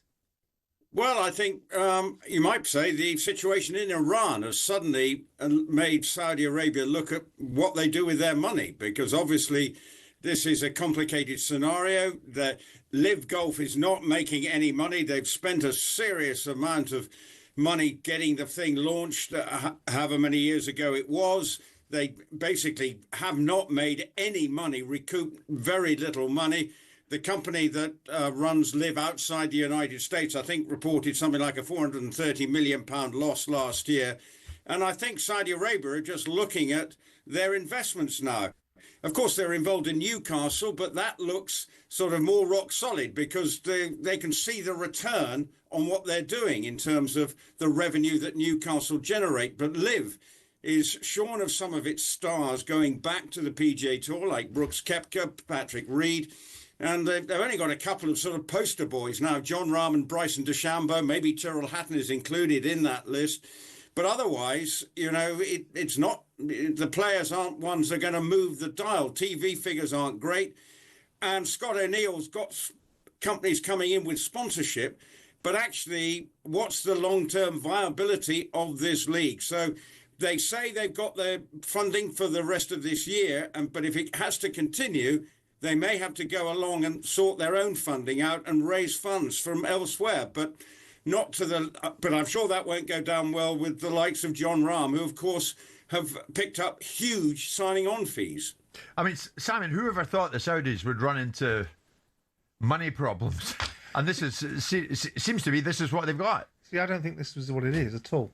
I think if you look at something that Rob Harris wrote in one of the magazines, which is the classification of the 2030 plan and what the Saudis are doing, because don't forget that all of this sports stuff is about two things. It's about MBS appeasing the generational population that he's got, at the same time as fueling the tourism marketplace, at the same time as seeking to get funding for things like Neon City and Agadir, given the fact that the publicity around Saudi, when it's got situations surrounding the bone sawing of journalists and all other things, have created downsides. So I don't think it's really just driven by the economics, because they've got more money than God. They print money. I think it's more to do with the classification of the way that they put forward the 2030 plan, and they've removed sport from the list of things that they're funding and developing, and it's been dropped, in my view, under entertainment, rather than just the classic category of its own. Right. Because I don't really think, if you look at the amount of money that they've spent on boxing, that Turkey's been allowed to spend on boxing, and if you look at the likely return on that, so of course, would they have liked to seen a better outcome with LIV? Would they have liked to seen a deconstruction of golf in their favour? And did they run up against the establishment in the same way they've run up against it against football, and not so much against boxing, because they're able to cut a swathe through it and make the big noise? But the central agenda for sport was, A, they've got a generation of subjects that are under 30 years of age that want Western culture. B, they want to fund the opportunities to develop their cities and their major investments, and they want to become a free port in that part of the world. And C, the commercial opportunities that exist, whilst part of their thinking, are not their only reason. So they're driving a whole raft of different agendas: funding of developments, re-emerging of an image situation, which is the image laundering side of thing, and the placation that MBS, Mohammed bin Salman, wants for his subjects. So I mean, it begs the question: what's been the point of the last 5 years then? Them getting involved in golf? I mean, there's a message there. The money is irrelevant to Saudi. It's the optics they paid for. There's your answer. How much are we now talking about when we talk about Saudi? We now talk about the sport side of things. We talk about the opportunities. Of course, right now we're talking about them perhaps having bombs dropped upon them. We don't talk about them dropping bombs on Yemen. We don't talk about them bone-sawing journalists. And we don't talk about the other human rights indiscretions that people have spent their entire life pointing their fingers at. We talk about, look at what they're doing in certain spaces. Yeah. And so they have done what they wanted to do. They have repositioned the narrative around what it is like to be interacting with these people, because they want things like free ports. And once they get things like free ports in that part of the world, the industrial revolution that they want beyond the black gold underneath their sand will be complete. Right. So sport is a useful idiot for it. Yeah. In terms of golf, the sport of golf, Rupert, is it damaging in any way? Does it disrupt it in any way if LIV Golf suddenly disappears overnight?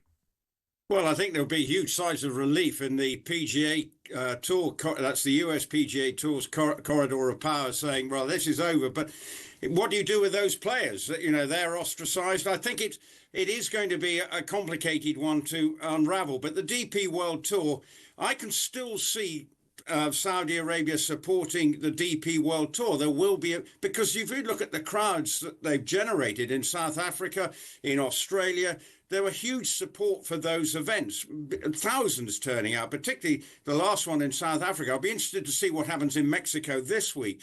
But there is still there's a demand for something like this. So it maybe behoves the DP World Tour to pick up the mantle, get some support.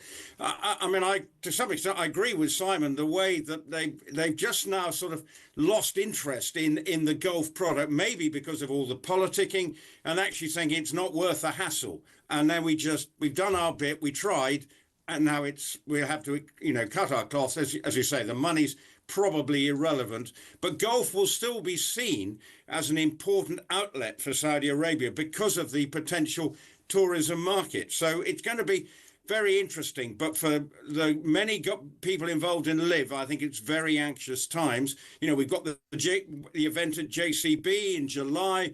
It always gets a good crowd, but what's the long-term future? Can people buy into it? People haven't really bought into it, I don't think, as the LIV team were hoping. Yeah, and people like Mickelson, Johnson, Sergio Garcia, John Ram, Bryson DeChambeau, why should they care? They became even more rich than they were So does it bother them? Does it matter to them in the slightest?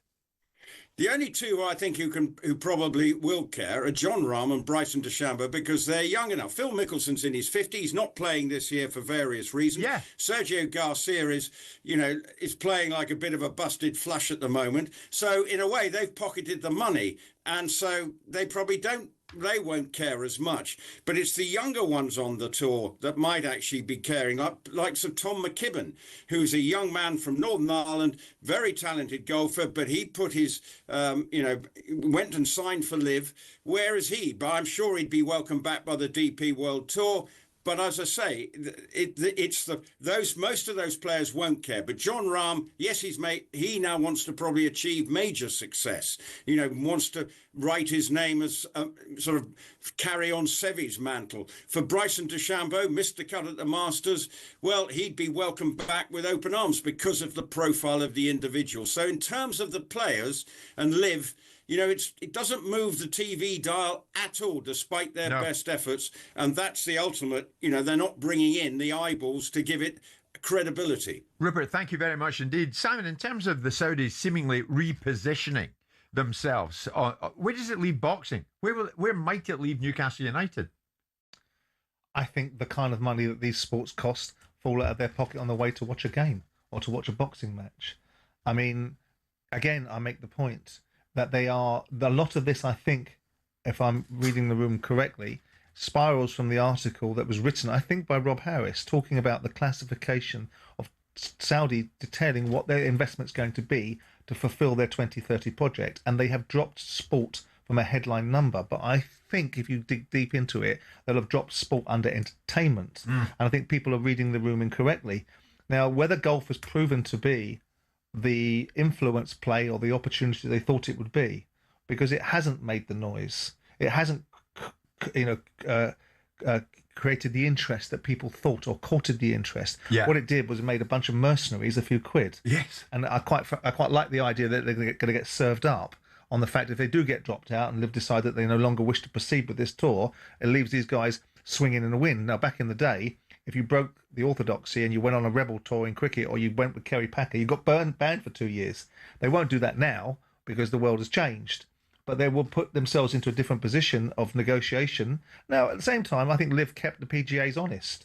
I think there was some discussions that needed to be had about the distribution of monies between the players and the obligations upon the players and the PGAs, and they were antiquated. We see these pompous little twits at Augusta when they were giving, Tiger Woods a lecture 3-4 years ago because his personal life wasn't quite to their liking. Yeah. And so I get all of that, but I don't see that the Saudis, that sport is such a phenomenal circumstance. It's so influencing and so all-consuming to the world's population that I don't see the Saudis going, no, we don't fancy participating in that space anymore. No. They will. Yeah. And boxing, now whether Turki Al Sheikh will see his vision to the end, or whether Mohammed bin Salman goes, that was quite enough of you spending as much money as that, we'll see. Well, in 5 years, it seems to have all but gone, and confirmation of it may or may not come later on today. But certainly since its launch in 2021, $5 billion. That's what they invested, and that's what they can kiss goodbye to. It's 11:15.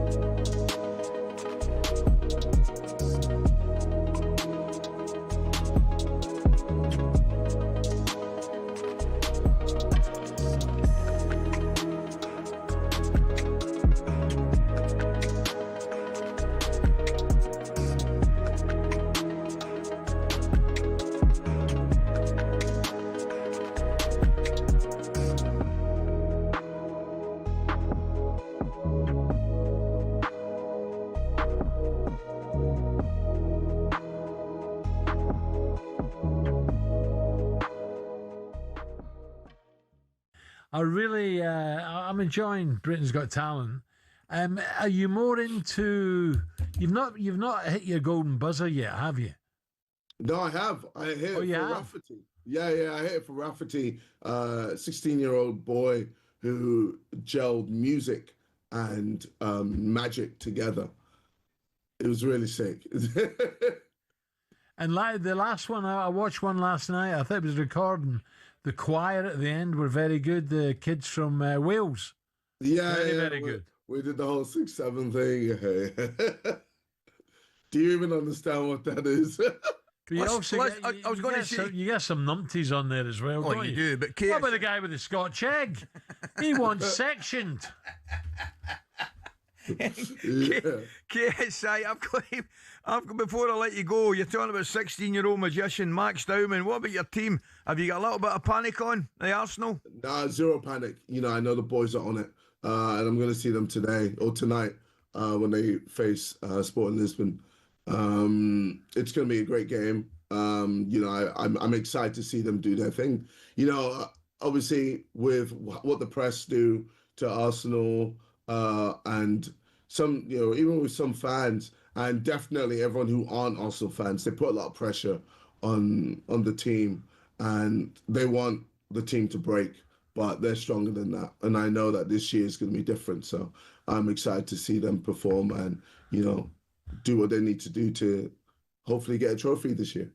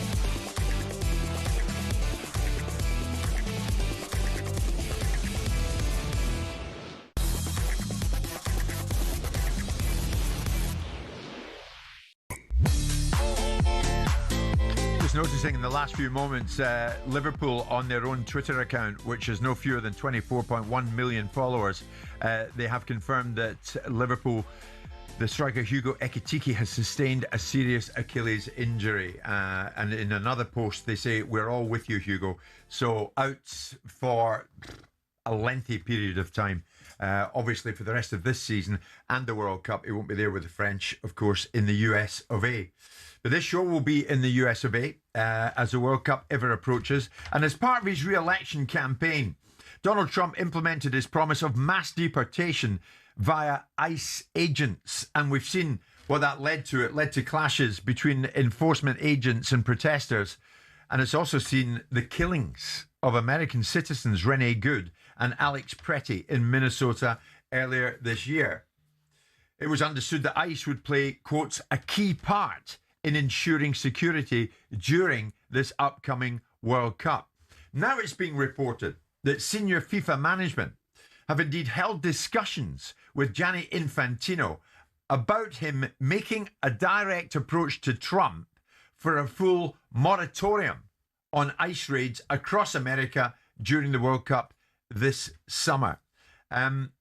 Obviously, they don't want to see some of the scenes we've seen in the past, but the FIFA management officials certainly don't want to see it during this showpiece tournament. Simon, what does this boil down to? Would FIFA be wrong to meddle in a country's domestic policy? And this is exactly what this is. Well, they'll get nowhere with it. They might as well ask him to start to remove the principle of jaywalking, because he's not going to take any notice of them. You know, they're guests in his country. He's hosting a tournament. He's running an immigration policy, like it or loathe it, disagree with it or agree with it. Depends upon your perspective. It's got very little to do with FIFA. What they could have some observations about is we don't really want to see ICE officers marauding through football stadiums, which might be one of the conversations that they had. Or even outside football stadiums as crowds gather. Sure. And of course, there might be a perspective where that they feel that's entirely appropriate. And there's a part of me that even in that discussion I had with those two unwashed professors that I had to endure last summer, was that there was a feeling of safety and security inside stadiums when you knew exactly what the authority was. But we'll all disagree on this because people have got very strong perspectives on this. The question is, do FIFA have any leverage? Will FIFA be taken notice of? And is it their place? Will and the answer is no, have any no, leverage? no. On a personal basis with Trump?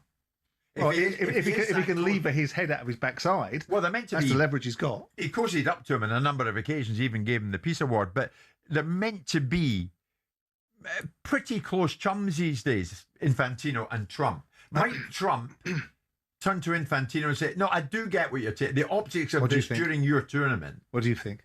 Do you think it's likely that Trump, that's doubled down on a policy that he believes he's been elected on, and believes is in the best interest of the country, irrespective of our differing views on this? Talk about the man that they're asking to reconsider his position. I think it's very unlikely that Trump will change his views for a football tournament. I mean, unless it suits Trump. Well, if it suits Trump's agenda, if he wants to use it for a different optic and wants to stand on a different principle and wants to laud and applaud the way that he operates to the rest of the world through a football tournament, then Trump may do it. Trump will do what he thinks is best for his version of America. And I don't see ICE standing down for a football tournament is something that he's going to consider particularly as a great thing of priority. It's even being reported over there that FIFA could pitch to the White House that they could jointly make an announcement of an ICE moratorium framed as a positive news story under Infantino's preferred slogan of FIFA unites the world. Yeah, but who cares what he thinks?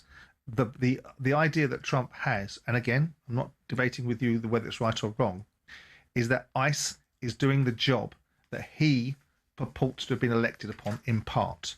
So you don't do your job because of football, because immigration isn't an important thing to the American public because of football tournament that 90% of Americans will have no interest in. I don't see that optics playing out in a political landscape of Donald Trump saying, because first of all, he doesn't give a monkeys about what the rest of the world thinks. No.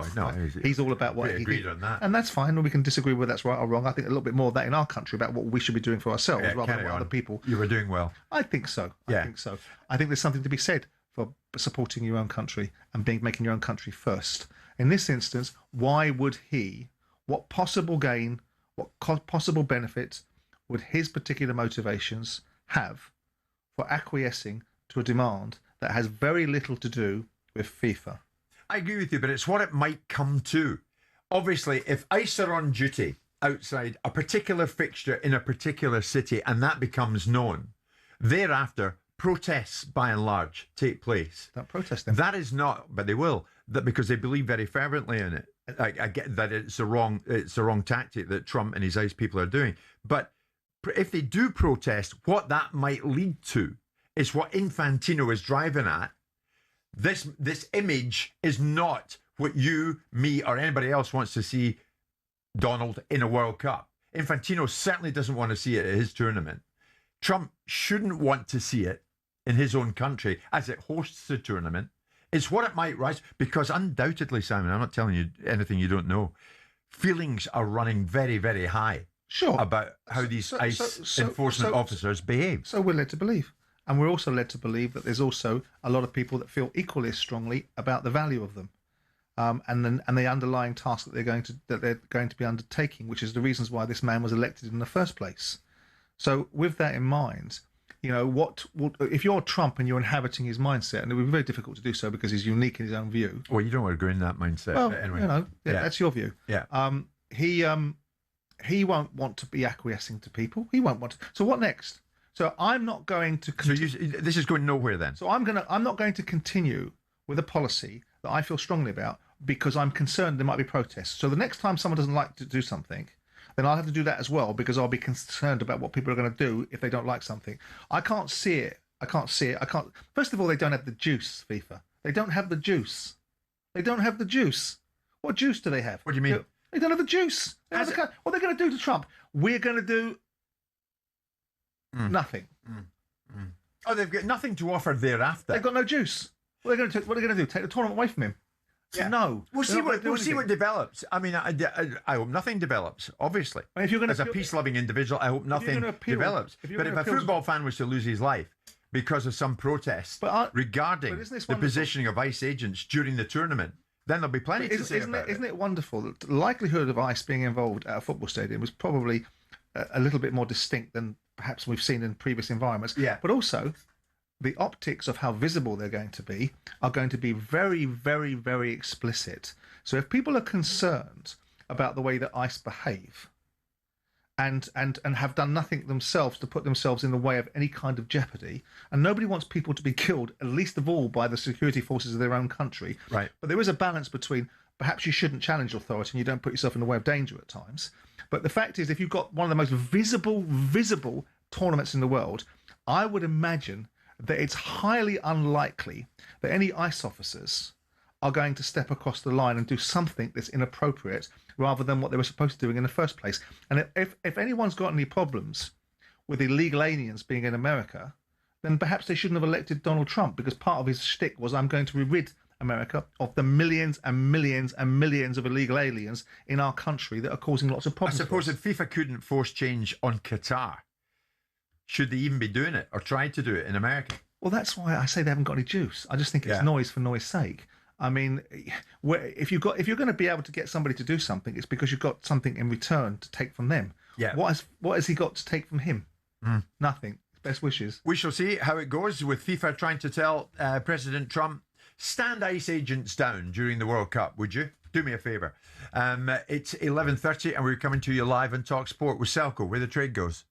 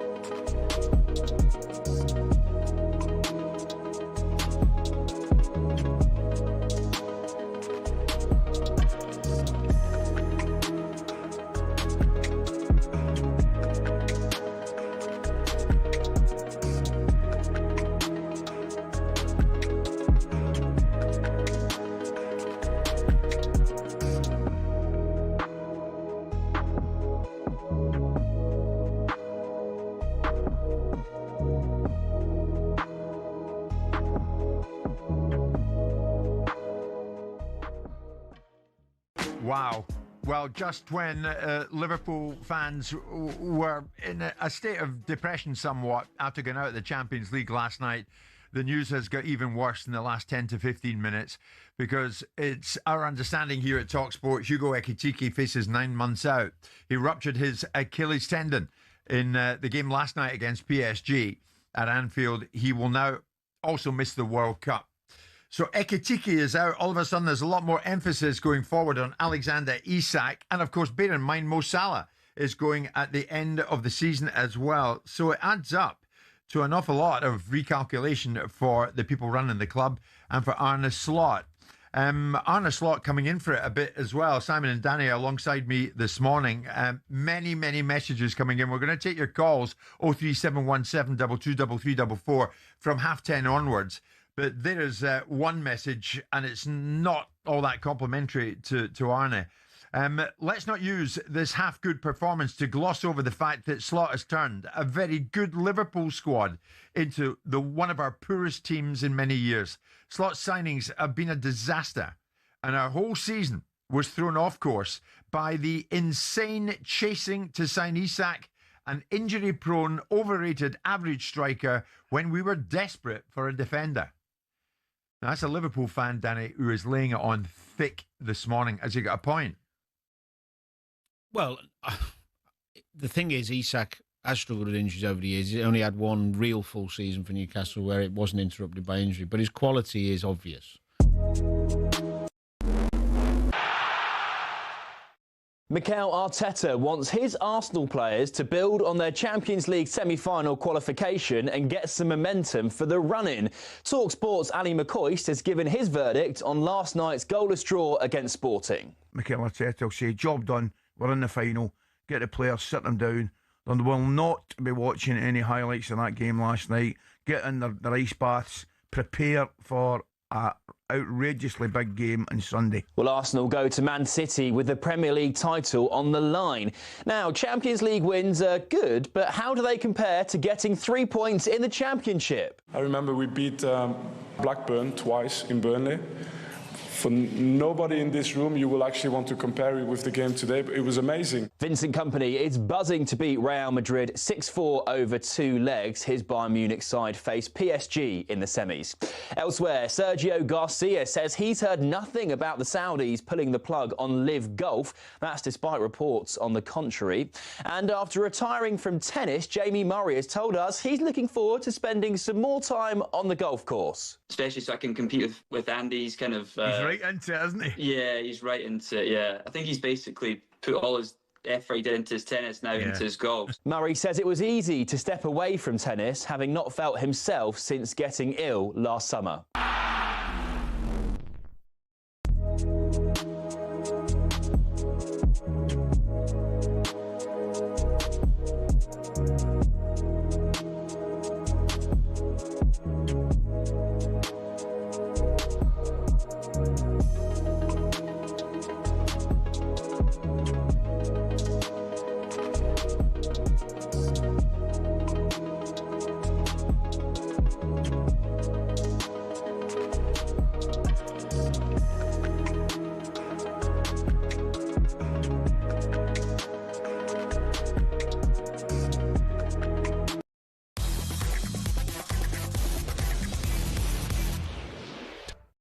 It's showtime on talkSPORT with BetMGM. We're ready for the action.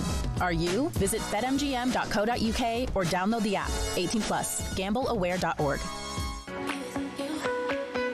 And we're joined by our favourite fella at BetMGM, Sean Martin. Going to look at the top sporting events, the odds round and about them. Sean, good morning to you. What about the Champions League games last night? And do you want to look ahead at the same time to the semis? Yeah, morning lads. Arsenal limped into a second successive Champions League semi-final, didn't they? 0-0 draw at home to Sporting, and as expected, probably the game of the night and a polar opposite of a tie generally. Bayern eventually beat Real Madrid 4-3 and Munich 6-4 in aggregate. Arsenal also now moved to second in the betting after that performance, 2-1 to win it all. They are now Bayern sole favourites now at 7-4, PSG 5-2.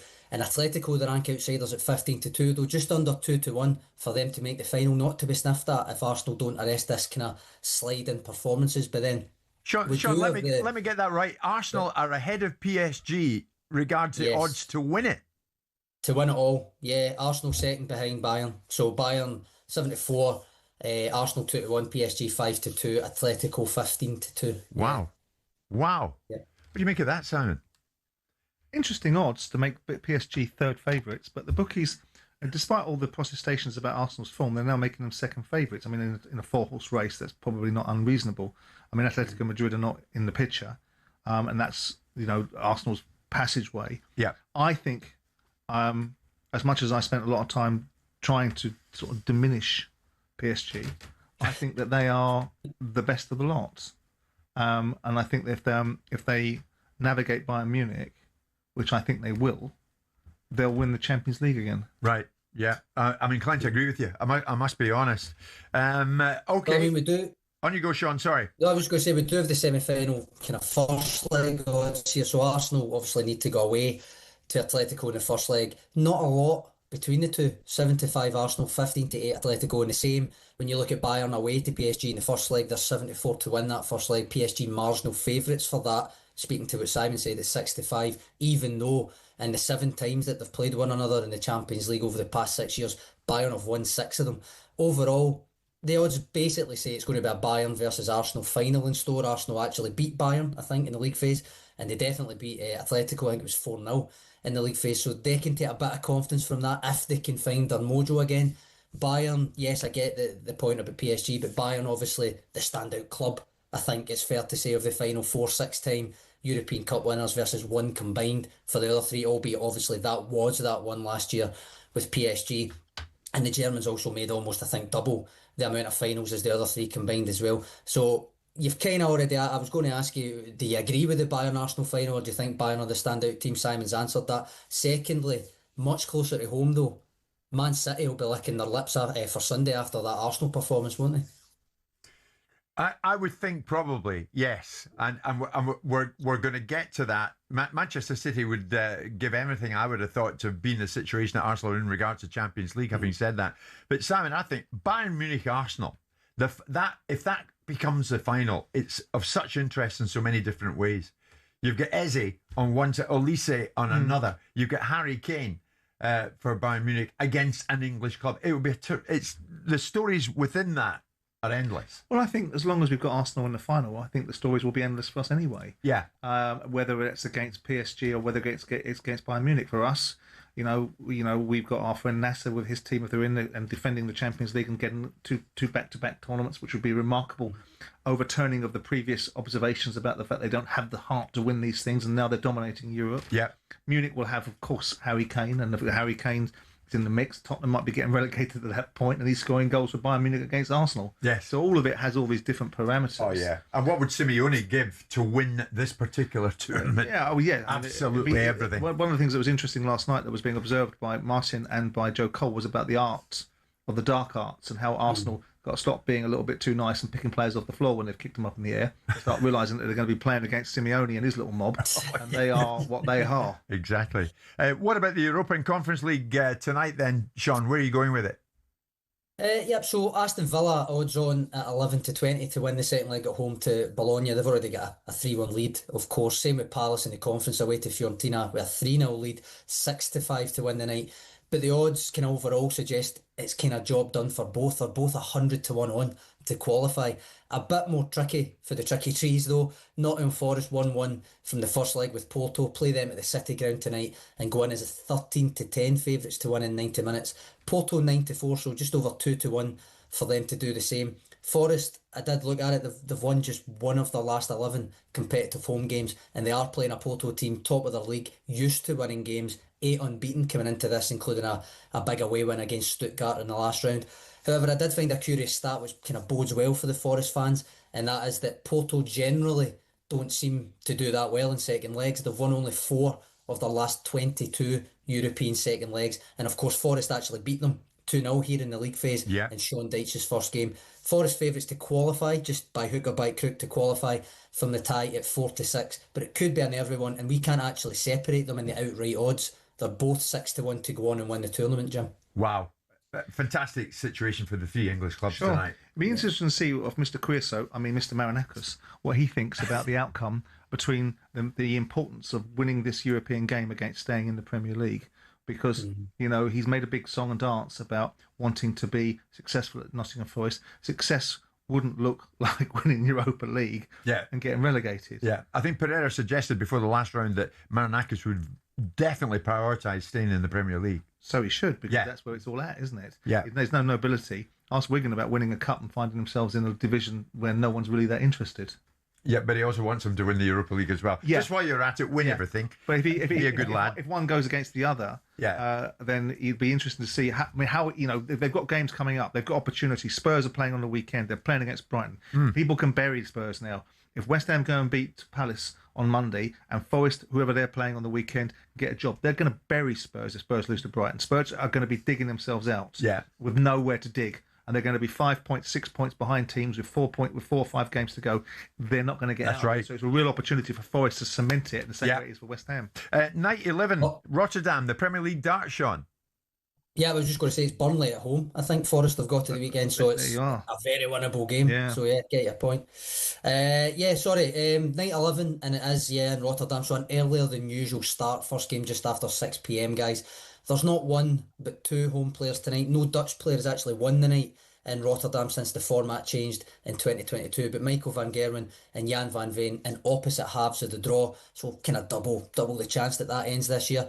MVG 7-1 to win his second night, having made the final in Brighton last week, threw away a 5-2 lead, of course, in that. And Van Veen 9-1, having made 4 finals but not won any of them yet. MVG's half of the draw, on paper, more straightforward to navigate. He lost that final to Johnny Clayton last week. That's who he plays first here. And then it's either 6th place Stephen Bunting or bottom of the table Josh Rock in the semis. Both have had their moments, but the other half of the draw, Luke Littler versus Gerwin Price. Price not beat him yet this season, but if both are on it, I've said it before to you, anything's on the table if the two of them hit form, from 180s and 9 darters, 170 checkouts, anything. And Van Veen is up against Luke Humphries, who's still sitting second bottom, probably needs a night win soon, but doesn't have a great record against the big Dutchman over the past year. He's been a bit of a bogey player for the defending champ, really. It's 6-1 for a first Premier League 9 darter on the continent tonight, and Littler is 6-4 favourite to win the night. So a bit of movement out the way from the last couple of weeks where he's been even closer to even money than that. But as Clayton showed last week, timing is just absolutely everything. He won it at 14-1 in Brighton, and outside of Luke Littler, everyone's 5.5-1 or longer. So there's been plenty of value in the rest of the field this season, and it could be the same tonight, Jim. Sean, terrific. Thank you very much indeed. Visit betmgm.co.uk or download the app. 18 plus, begambleaware.org. It's showtime on talkSPORT with BetMGM. Keep things golden with responsible play at betmgm.co.uk. 18 plus, gambleaware.org. Now, of course, as I always say, we're live in talkSPORT, but we're also live on YouTube. Many people watching the show as it goes out live, not just in this country, but this country and beyond. These are two of many messages. Now, I know what is going on behind the scenes here, and I'll get to that. But I'll read the messages. Morning, Jim, Simon. Why has Simon got a Miss World sachet over his shoulder? What's going on with him? I'll get to that. There's another one. Great show, guys. I thoroughly enjoy it. But why is Simon dressed like a cut man in the world of boxing? Mm-hmm. Just wondering, says James in Bedworth. Now, you do have a kind of pink bulge going on under your jacket, over your right shoulder. You have an injury. You're carrying an injury. I have, yes. My back is killing me. Your back is killing you? Yes. I'm about to go and have injections in my spine. But in the meantime, rather than be a lightweight that stays at home or doesn't come to work, I've got this discipline of, if you're sick, you can be sick at home, you can be sick at work, get your backside into work. There you go. So I'm sick at work, but my back's killing me, so I've got a pair of spandex panties that I borrowed from you. I filled them up with corn and heated them up. And I want them back. Anyway, keep the messages coming in, because the whole thing's amusing me hugely, as you might imagine. It's 12:15 and we're live in talkSPORT from Ward 3 of the News Building.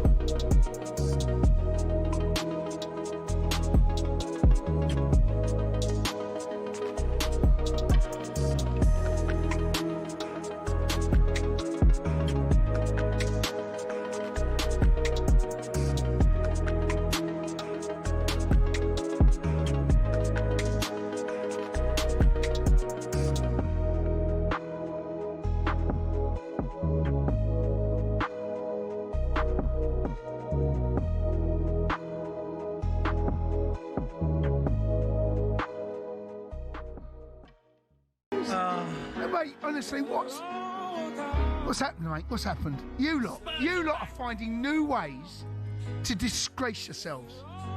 Somehow, in the last 2 years, every week you find another way to embarrass yourselves and disgrace yourselves, and you've done it again. I mean, I don't know how you do it, mate. You lot, you are some team.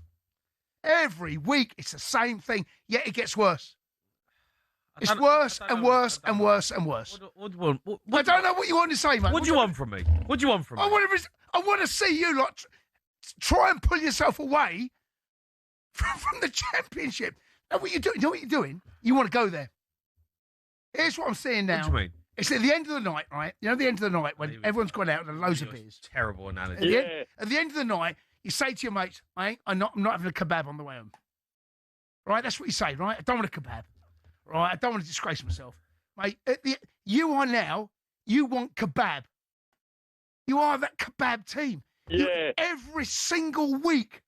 It's not because no, it's not because no one wants to wake up stinking a kebab.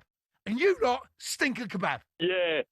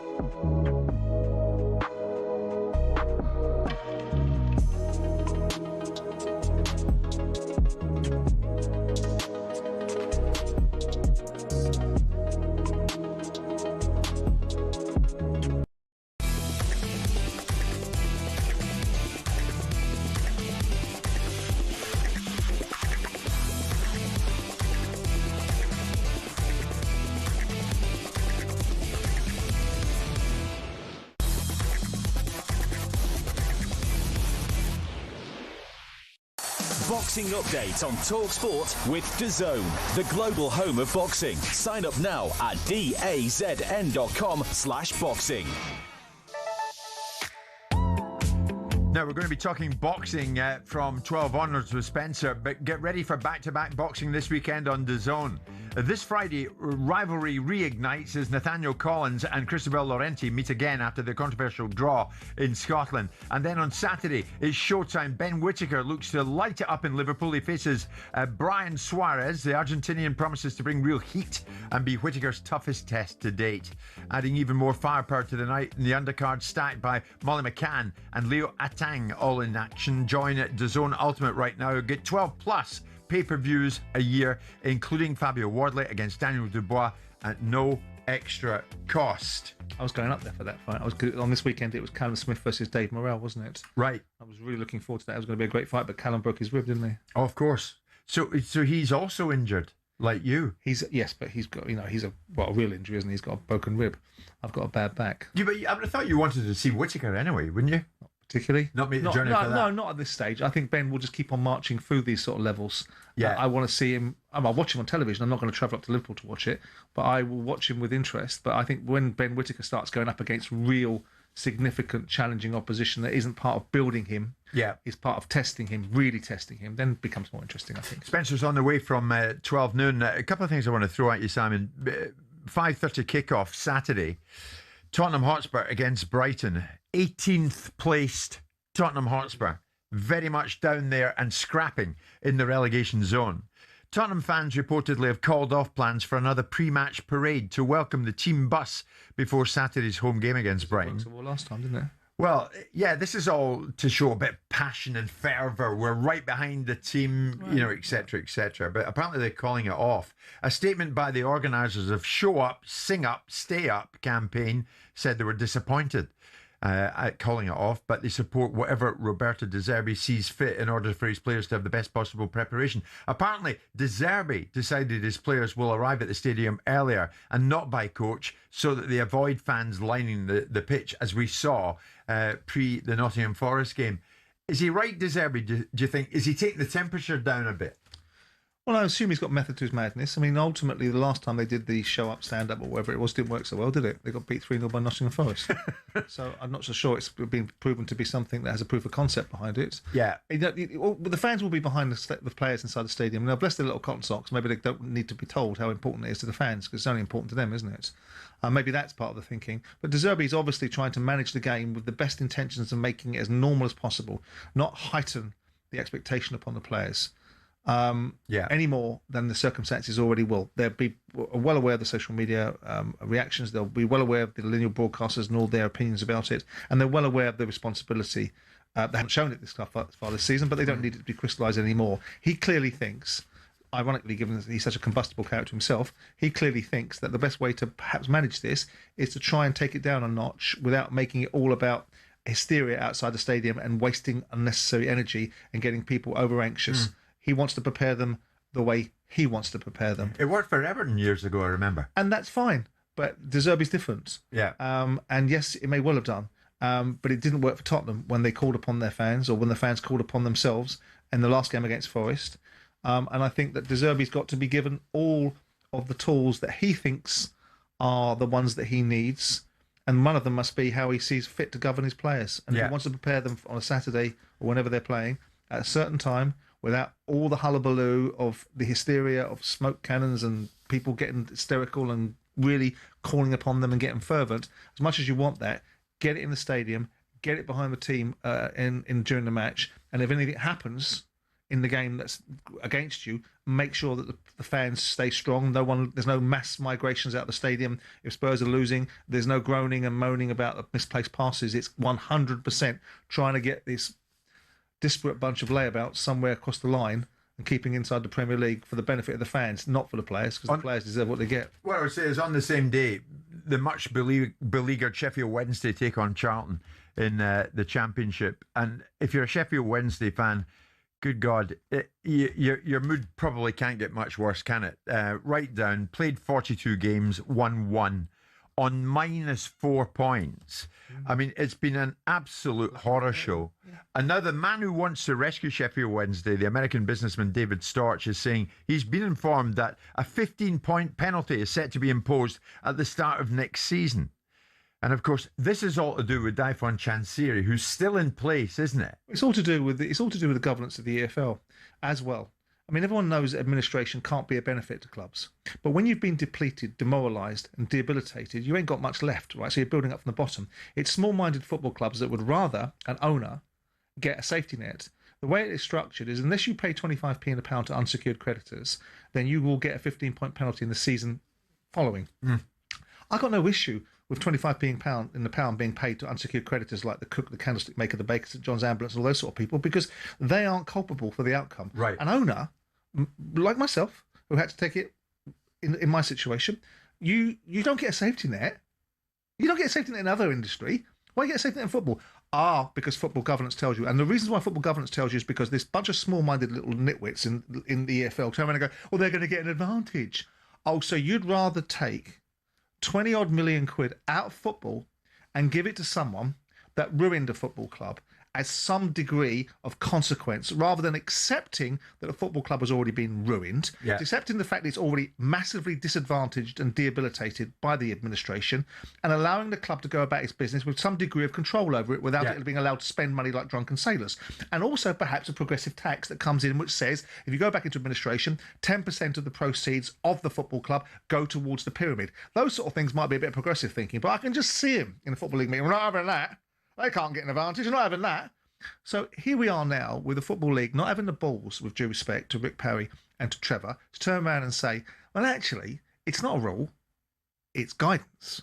Because I said this 3 months ago, and one of the reasons why I pulled out with my friend Ryan was, I'm not paying this 25p in the pound, because I want a deal. I want to nick this football club to be able to invest in it going forward. And if it's going to take 5 years of my life, I don't want to be giving any money to anyone else while I build it.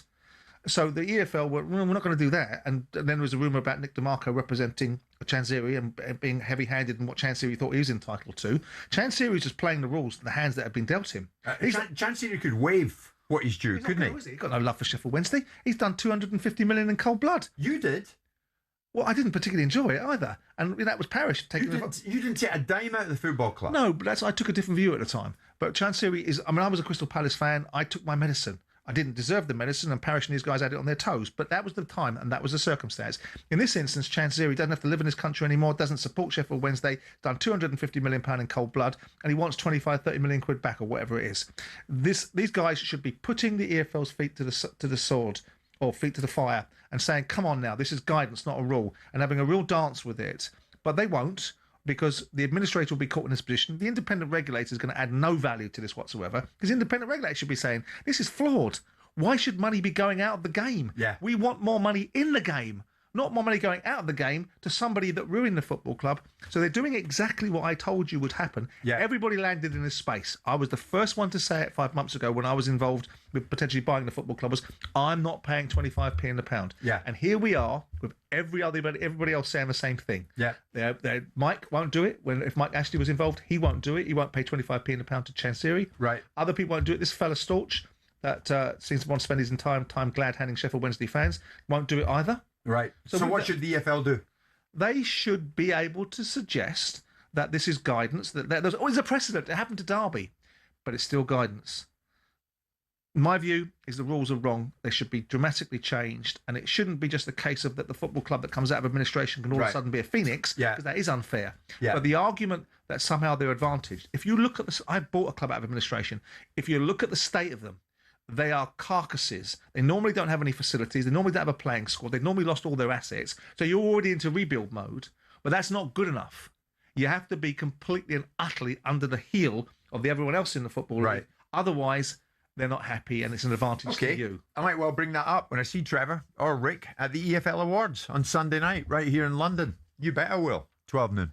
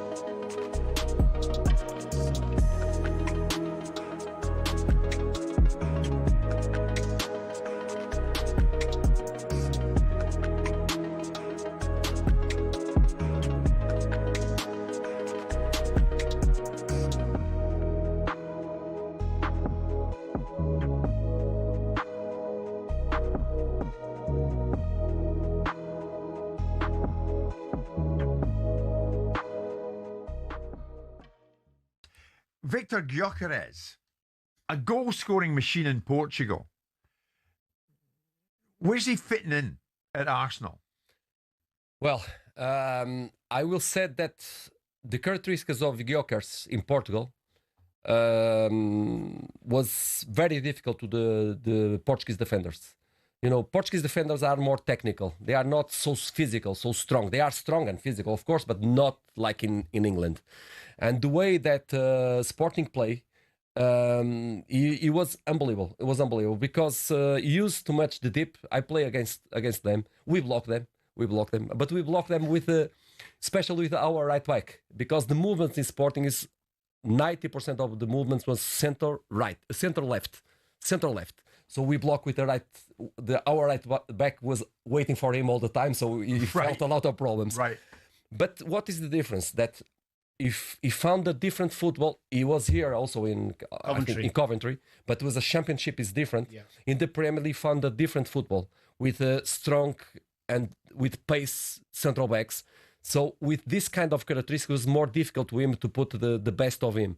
So he started adapting to different football also, to play more near the area. So I look at the goals that he did in Sporting, and if you look to the goals that he did, or he's doing in Arsenal, it's completely different. In Sporting, ball on the... talkSPORT Sports Update, powered by the Nissan Van Range. Commercial vehicles built around your business. Search Nissan Vans or head to your local Nissan Van Centre. Good afternoon, I'm Toby Gillis. Are Mikel Arteta's post-match comments after the draw with Sporting a clever redirect? He's questioned why they're top of the league and in the Champions League last four, but still getting slammed from all sides. That includes by Simon Jordan, who's asking why Arsenal are crawling to the line rather than sprinting through the tape. He doesn't want to answer that question because he doesn't have the answer to that question. Because the answer is in some of his coaching, some of his thinking, in some of the fact that he doesn't want to pivot and change certain situations to be able to overcome the opposition. He's very rigid in his thinking. So he can't answer that question because that's an existential threat. That's like deconstructing his worldview. Arsenal go to Manchester City on Sunday with the title on the line. Official confirmation in the last hour from Liverpool that Ugo Ekitike will miss the rest of the season, coming after Didier Deschamps said it yesterday. The club say it is a serious Achilles injury. With speculation growing over Anthony Gordon's Newcastle future, Gabby Agbonlahor reckons a move might not be the worst thing for both parties. He has had a decent season, Anthony Gordon, but there's been many times where he's been dragged off. I get it. For other wingers. Like, he's not had the season of his life. So it might suit both parties. Use that money to go and buy another winger. Sheffield Wednesday's Supporters Trust wants the football regulator to step in over their 15-point penalty next season. Their potential new owner, David Storch, would need to be significantly increasing his bid to avoid the sanction.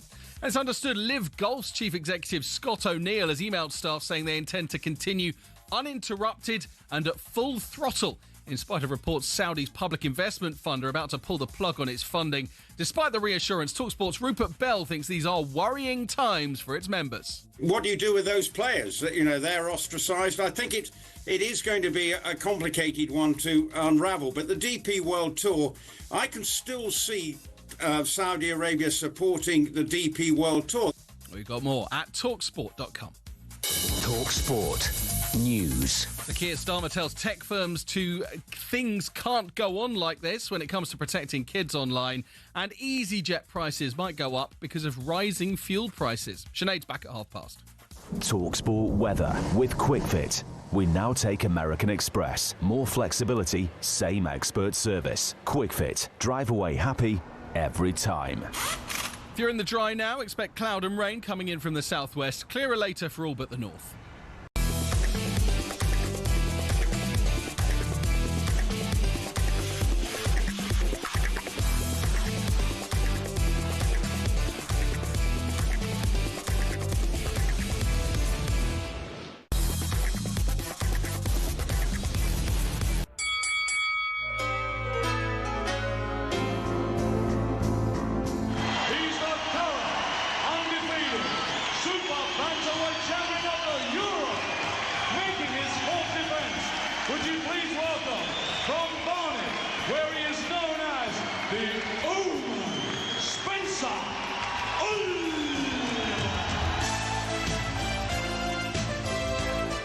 It's that time, isn't it? 5 minutes past 12 noon this Thursday lunchtime. It's Jim White, it's Simon Jordan, and it's Spencer Oliver, who joins us live in the studio, walking in smiling, bringing bonhomie and goodwill and happiness to men everywhere and women. Spencer, good afternoon. Good afternoon, Jim. How are you? I'm very well. I hear Top Boxing, the latest edition, is a blinder with one Josh Taylor. Absolutely. Listen, Josh Taylor was our only undisputed world lightweight champion, phenomenal fighter, and he bears all on there. It's very interesting. He's had a tough time with life after boxing, which a lot of boxers suffer with. Yeah, we're going to play a little bit of Josh Taylor in conversation with your good self, Simon, and Spencer later on in the show. Josh, who is now retired, but is coming to terms with the fact that he is now out the ring. It's an intriguing conversation, I believe. Yeah, I mean, he's very good, Josh. He's also very good in the media, so he should be looking at doing more stuff in the media because he's very good at it. Yeah. Spencer, let's attempt to try and encapsulate what has gone on over the past few days, because in the world of boxing, my God, don't blink because you're bound to miss something. Last weekend, Tyson Fury made his comeback after 15 months out. He beat Makhmudov on points with Joshua watching from ringside. Next month, Alexander Usyk is putting his WBC heavyweight title on the line to fight a former kickboxing champion who was in this very studio the other day, the extremely enigmatic Rico Verhoeven. On Fury versus AJ, we'd call outs and a bit of a tit for tat between promoters, no actual fight confirmations. Have we seen all of this before? Yeah, we have. We have seen it all before. You know, there's been a lot of smoke surrounding this fight. Is it on? Is it not on? And, you know, politics getting in the way of it. You know, those politics seem to be now taken away from it. And I think with both guys now not being champions, we're probably closer than ever to this fight happening. I think that terms have been agreed, but Anthony Joshua will. It's a 2-fight deal that Anthony Joshua's got. He will have a warm-up fight in July, and then if he comes through that fight, him and Tyson Fury, I believe that that fight is going to be made in November of this year. Right, okay. It's just that when it happened and Fury called out AJ, everybody watching at the time, this was in the Tottenham Hotspur Stadium, of course, everybody thought, oh, AJ's going to say, yes, I'll fight you. But it didn't work out that way. Next, I want to give you the fight you've all been waiting for. I want you, AJ, Anthony Joshua. I challenge you, Anthony Joshua, to fight me, the Gypsy King. Next, do you accept my challenge? Tonight is your night, and you know I'll sit across that ring from you in due time. You ain't going to tell me what to do. I've been chasing you for the last 10 years. When you're ready, you come and see me and tell me your terms and conditions, and I'll have you in the ring when I'm ready. I'm the boss. I'm the boss. You work for me. I'm the landlord. Remember that. I liked it. Then on Tuesday, Frank Warren joined Simon and myself and outlined to us what the situation was in terms of the fight. Tyson has signed up for this fight. He signed up for the fight at Spurs, which he had, and the next fight's supposed to be against AJ in August, September. That's what he signed for. He has signed up for it. AJ, we were led to believe, has also signed up or was about to sign up for the fight, and he hasn't done so. Later that same day, Adam Smith and our own Spencer caught up with Eddie Hearn, and he gave us his version of events and the deal that had been put in front of the AJ team. We were promoting the event. Yeah, that's exactly what I'd be doing. Right, I'd be go Deontay Wilder, Tyson Fury. But this is a deal put to us with Fury against AJ as the mountain top of that deal. There'll be a lot of people that won't want to go into a fight that they feel is risky and put that fight at jeopardy. The reality is all fights are risky, especially in that division. But we have no problem fighting Wilder. I don't think it will be Wilder under the basis of this deal, but we'll have to see.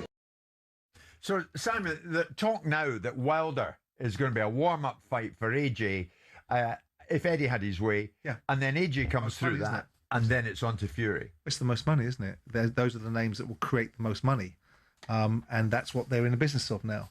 I mean, I'd prefer to see someone like Anthony Joshua with someone like Justice Hooney or someone like that, because I think they'll give them a bigger test and make them work a bit harder, because I think Wilder is all but done. But they don't want risk, do they? No, they don't. But that's not what the big name of the game should be for the viewing public. No. They should want the maximum. If the viewing public wants Wilder, which Spence might suggest they do, after the Chisora performance and after his performance against Zhilei Zhang and after his performance against Joe Parker, and okay, a better version against Derek Chisora, but with respect, then that's what they should get. Because at the end of the day, give them what they want. And if they want Wilder, they all want Fury. Everybody wants the Fury-Joshua fight because it lives in the minds of those that haven't had it yet and want to see it. The fact that they are versions of themselves won't take away from the spectacle in people's minds, and it will become the Battle of Britain. No way will it be Lennox Lewis versus Frank Bruno, because that was two fighters in their pomp fighting for world titles. This is two guys that are major products of the 21st century digital revolution that have been able to monetize themselves to such a level that they got paid astronomical amounts of money, and they're both English. And they'll both be fighting hopefully in Wembley if this event happens. So fair play to them. Fair play to the promoters who get them so much money out of it as well. I mean, Spence, Joshua may not be the landlord, but does he nonetheless remain the A side in any fight with Fury? No, I don't think so. I don't think he remains the A side at all. I think that where they're at in their careers right now, I think it's pretty much down the middle. It's a 50-50 split. They've both been massive figures of the sport over the last decade or so. Simon's right in what he says. They are past their best. It's a fight that we wish we would have seen 7-8 years ago. We didn't get it when they were in their primes, but it is still commercially the biggest fight out there. Anthony Joshua can't, in that fight that he's going to have, that warm-up fight in July, the reason Deontay Wilder fitted the bill best of all is because probably he's the most shot out of all the fighters that are around. And with that in mind, all roads lead to Anthony Joshua versus Tyson Fury, November. We know that. But who do you put Anthony Joshua in for that warm-up fight with the tragedies that he's been through? Mentally, where is he at? He's got to overcome all these barriers. So you go, Deontay Wilder sort of fitted the bill. So it was interesting. Eddie Hearn told me, no, the deal is that, whoever's putting the deal together, and I think it's Riyadh season, Turkey Al Sheikh, they don't want Deontay Wilder. So who fits the bill for Anthony Joshua in that fight? Because risk versus reward, you've got to get the right sort of opponent. And Justin Thuning would be too risky in the eyes of many. Maybe. I mean, he doesn't whack hard, does he? I mean, comparatively speaking, for a heavyweight. Right. I mean, we've seen the rebuild of Anthony. I mean, this idea, going back to the point that you made with Spencer about him being the landlord, fair play for him to market that position, but he's not a landlord. If he's a landlord, he's an absent landlord because he got knocked on his backside by Daniel Dubois and he's fought Jake Paul. Yeah. That don't make him a landlord. Yeah. I mean, the bottom line is that if there's any more credibility, the fights that Tyson's just had, the 2 back-to-backs against Usyk and the win against Makhmudov, give him more credibility than getting sparked out by Daniel Dubois, dropped in the first round, sparked in the 5th, and fighting Jake Paul. Right. Well, meantime, Joshua is now training with Team Usyk, and Usyk's preparing to step into the ring to fight a former kickboxing champion, Rico Verhoeven, who's in studio with us the other day at a media event this week. For that bout, Usyk was asked who he feels would win when it came to AJ Fury. If Tyson Fury send the fight with AJ, I do step back. And watch as a fan? Who do you think wins that fight? You've boxed both of them twice. You've been... AJ win. It's future undisputed champion, you know? Training with. Well, he was no doubt about it. And of course, he's training. He's training with Joshua at the moment. Do you think he believes that? Do you think he firmly believes that AJ would beat Fury? That was the obvious answer, wasn't it? Because Anthony Joshua has teamed up with Team Alexander Usyk out in Ukraine. We know that AJ's learning from Usyk, training with Usyk and the whole team. So, of course, he's going to say AJ starts the favourite. Does he start the favourite? Well, listen, of course he doesn't. It's one of those fights now where we don't know what version of each guy turns up. We saw against Makhmudov that Tyson Fury, that elusiveness had sort of left him a little bit. He was getting hit with shots by Makhmudov that he would never have been hit with before. So, you know, that has slowed somewhat. His feet have slowed somewhat. That gives Anthony Joshua more of a chance because Joshua gets off with the shots. But that punch resistance, is that still there from Anthony Joshua? We saw against Daniel Dubois, it wasn't still there. So, in comparisons, it weighs up very, very nicely. But I don't see any of them starting as a big favourite. Spencer, I mentioned Rico Verhoeven. Former kickboxing champion, was in studio with Simon and myself. Next for him, Alexander Usyk. Good luck. But here's the thing. If boxers can't topple Usyk, why does Rico think he can? Knock his head off. That's what I'm going to do. I'm, like I said, I'm like 55 pounds heavier. Yeah. So as soon as I hit him, it's going to be something different. You're going to knock his head off? Of course. I think he's only been knocked down once. He's never been knocked, and that was a low blow. He's never been knocked down.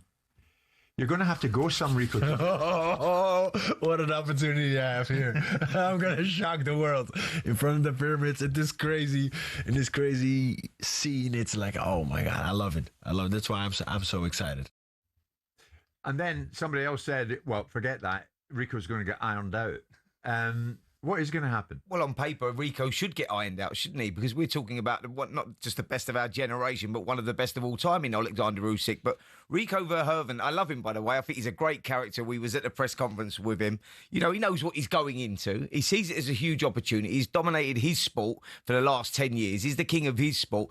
And what the advantages that he'll have over other boxers is that he'll throw shots from unusual angles because their discipline is slightly different. Yeah. So he'll be slightly unpredictable, but it is about opportunity. And this guy, you know, I think that he's had a tough time outside of boxing as well. He's had to come through some tough times, and it's created a very dangerous figure in Verhoeven. And I think it's an interesting fight. Of course, Usyk should win the fight, but Verhoeven, he'll go for it for sure. Yeah, and he's a big old lump. Couldn't help but like Verhoeven, Simon. Could we? Yeah, I mean, it's all upside for him, isn't it? Because if he gets knocked out or ironed out, as Hamza Shearer said, very early in the fight, then no one will have expected anything different. If he does create a problem for Alexander Usyk in the same way that Francis Ngannou did for Tyson Fury, and then Anthony Joshua came over the hill and sorted that problem out in boxing terms, then it'll make a fantastic story. Yeah. But you can't, Spencer, he was a star, mate. I mean, you met him, haven't you? Yeah. I mean, he just wants to embrace the opportunity and enjoys the limelight and enjoys being part of it. And we loves them. And he dwarfs Usyk, doesn't he? Yeah. He's a huge guy. Like we interviewed him at the press conference. What a guy! What a lovely man. But he does see it as a great opportunity. And you know, we've seen when other people mentioned Francis Ngannou there, boxing Tyson Fury. He come from a different discipline, the MMA background, UFC background, and it's those shots that are coming that you're just sort of not expecting. And Usyk, obviously, he won't have had anything like that before. No. So it is an interesting fight. Yeah. It is an interesting Good luck, Rico. I think you're going to need it in the pyramids of Giza. We're live in talkSPORT with Selco, where the trade goes.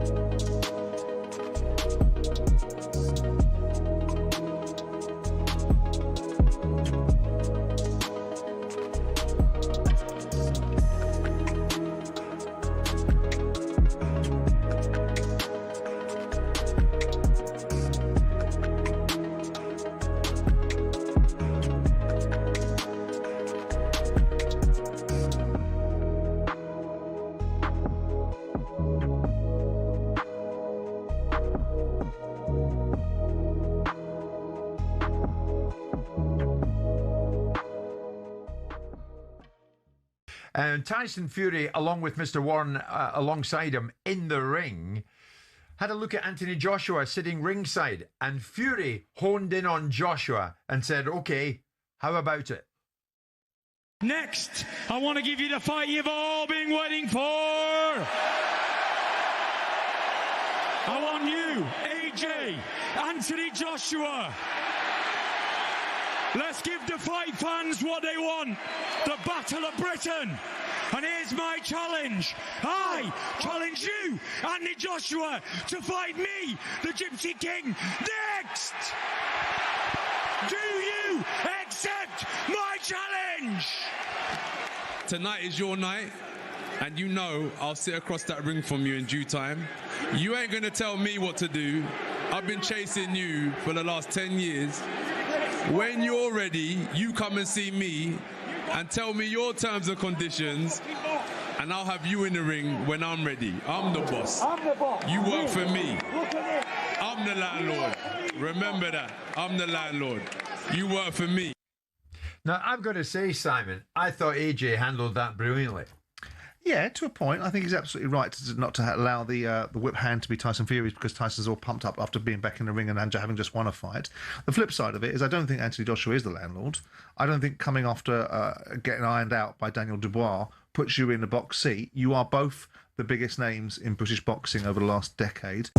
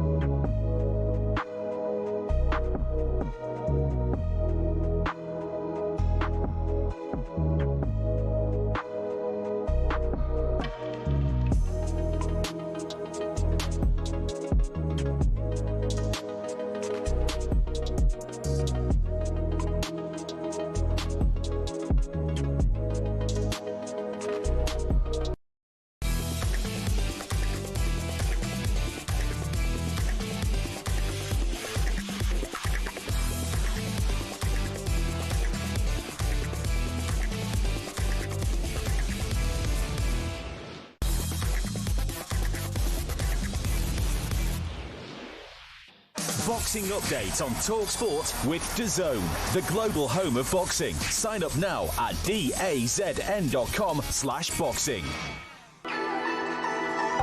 And don't forget the date, May the 23rd. It's Glory in Giza. Usyk faces Rico Verhoeven for the WBC heavyweight title. Join DAZN Ultimate now. Get 12 plus pay-per-views a year, which also includes Fabio Wardley against Daniel Dubois at no extra cost. Spencer in studio with Simon and myself this Thursday lunchtime. Tyson Fury's comeback fight on Netflix was watched by an average audience of more than 5 million viewers in the UK. One of the most watched boxing fights in the UK in the past decade. Most big fight shown on pay-per-view since 1996. For the record, Barry McGuigan's win over Eusebio Pedrosa in 1985 drew 19 million UK viewers. Frank Bruner's defeat of Joe Bugner in 87 was watched by 18 million. What is this telling us, do you think? Will Netflix outgun, Simon, traditional pay-per-view in the long term? Well, first and foremost, Netflix has 330 million subscribers around the world. So the fact they've got 5 million watching it doesn't necessarily tell that it's been an unprecedented success. They've got 20 million in the UK. So they've got 5 million watching it in the UK. So they've got a 25% penetration. Comparatively speaking, you've got DAZN, which is apparently the global home of boxing. I've got 20 million subscribers. So Netflix have got an added advantage because they've got the sheer scale of things. Will they, in perpetuity, continue to be significant in the sports space? I think they will. I think they've tested the water by having all these drive to survive and all these sort of things that they've in the past seen as sports related, but not sports specific, not live. And now they're moving into live. Now, obviously, it's a different model because whilst it's a subscription model, it's not just a pay-per-view position. It's ultimately something where you're paying a subscription and you get the content there and afterwards, and we'll see how it does. But when you've seen Netflix do Anthony Joshua and Jake Paul, that was 33 million. When you saw Netflix do Mike Tyson and Jake Paul, that was starting at 65 million, ended up as high as 100 million. Mm-hmm. So in the great scheme of things, it's a smaller prize, but it's not insignificant. And if you've got 5 million people watching it, then you've got an audience which is far greater than the current boxing roster determines. But that's only because of the method of delivery currently. And Turki Al-Sheikh and Zuffa are in bed with Netflix. Well, they're in bed with DAZN as well. Yeah. And they're a shareholder in, well, certainly Turkey is a best shareholder in DAZN. What Turkey wants to do is get everybody at it. His belief is that he's going to own all the content in boxing and license it back to everybody else. Yeah. So he wants to be involved in DAZN. So he takes a position in DAZN with Blavatnik. He wants to be potentially in the space of the Netflix because it creates an opportunity for him there. He wants to be in bed with Sky. He wants to be in with everybody because it creates an outcome that predominantly suits whatever outcome Turki Al-Sheikh and Dr. Rakan think is the right thing for their proposition. And Zuffa in the news again this week, Spencer. It was announced that former WBO Cruiserweight World Champion Chris Billum-Smith, the latest boxer to sign with Zuffa. Jai Opeta not to fight Jai now, is he? No, Jai Opeta is in there as well, as Simon says. He signed with Zuffa in January of this year. Do you know, they are getting the signatures, are they not? Of course they are. You know, Simon's talked about this before. You know, the power that they've got behind them, the money that they have behind them, of course they're going to make big moves in boxing. And they are starting to do that. They're signing up a lot of fighters. Chris Billum-Smith being that latest fighter works out perfectly for Jai Opeta. I'm hearing that Conor Benn against Ryan Garcia, that could be going on in August the 15th. That will be out in Netflix as well. That will land on Netflix. That could be a Zuffa boxing event. So, like, they are starting to make huge numbers. And Ryan Garcia being a huge social media star over in America on Netflix, if that fight lands, by the way, that would get massive audience. Well, in 2024, Chris Billum-Smith beat Richard Riakporhe at the Vitality Stadium down in Bournemouth. No, it's Selhurst Park. Selhurst Park, I beg your pardon. 2 years on from the WBO World Cruiserweight title fight, whose direction of travel do you think is going to get more longevity? Billum-Smith or Riakporhe? I think there's a possibility that Richards might have a little bit more energy about it because it's a better division. Talk to me about Zuffa when they got heavyweights. Don't talk to me about cruiserweights. It's the least interesting division more often than not. Irrespective of how elite Jai Opeta is, try selling it. Try paying cruiserweights lots of money because no one wants to pay it. You've got a great fight coming up with Zudo Ramirez and David Benavidez, but Benavidez is jumping up weight class to fight in cruisers. Get me a heavyweight in Zuffa, then we'll talk about Dana White and his participation in it.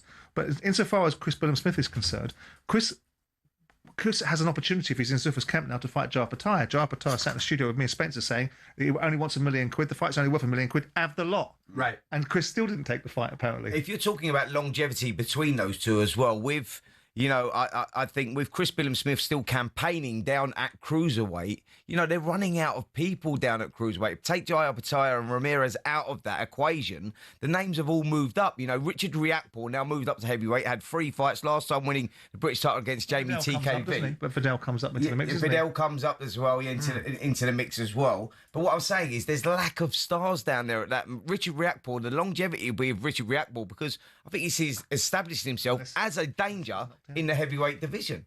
I mean, it depends what you think longevity looks like. Longevity will forever be that Chris Billam-Smith was a world champion. Yeah. So that goes in perpetuity.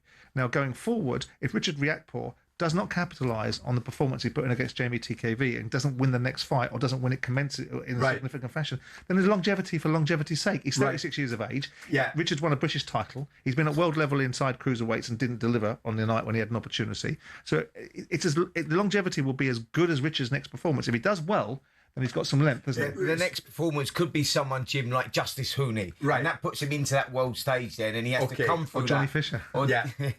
Well, Richard Riakporhe was with Simon and myself the other day, Spencer. A very likeable guy. We agreed on that. And having dispatched Jamie TKV, he spoke about his ambitions. It's early, but I've already been vocal about who I want. I want a world title shot. You know, I told after the fight, I said, look, I want the winner for Daniel Dubois and Woodley. I know it's political, but let's see what happens. And I'm just putting what I want out there and letting people know that I'm very serious about doing real damage to this division this year.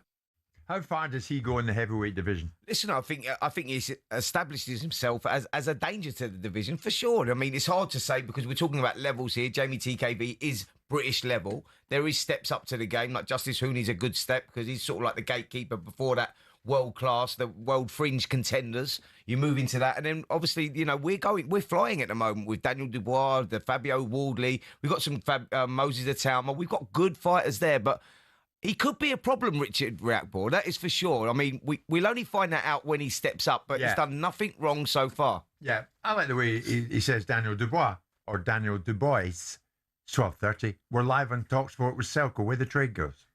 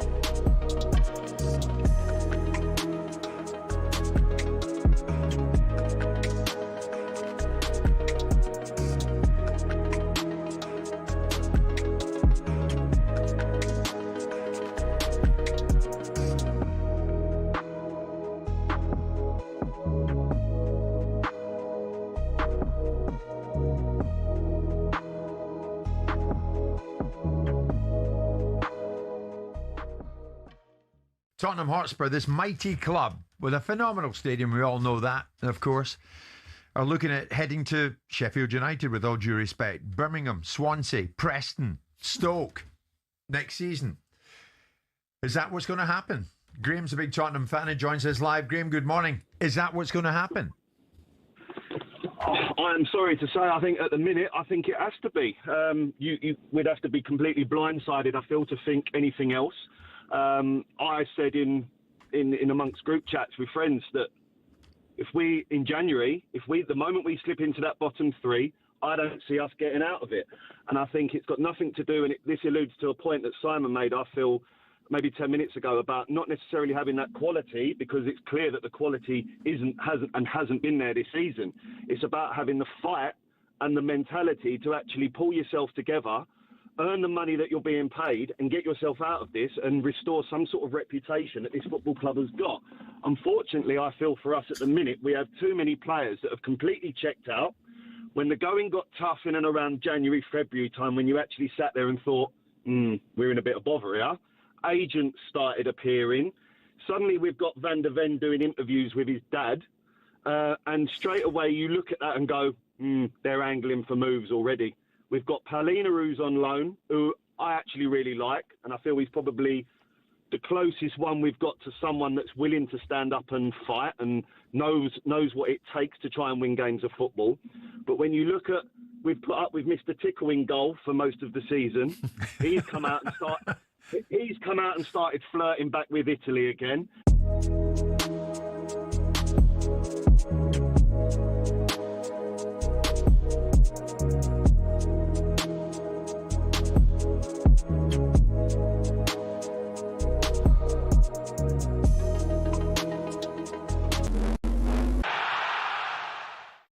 Mikel Arteta wants his Arsenal players to build on their Champions League semi-final qualification and get some momentum for the run-in.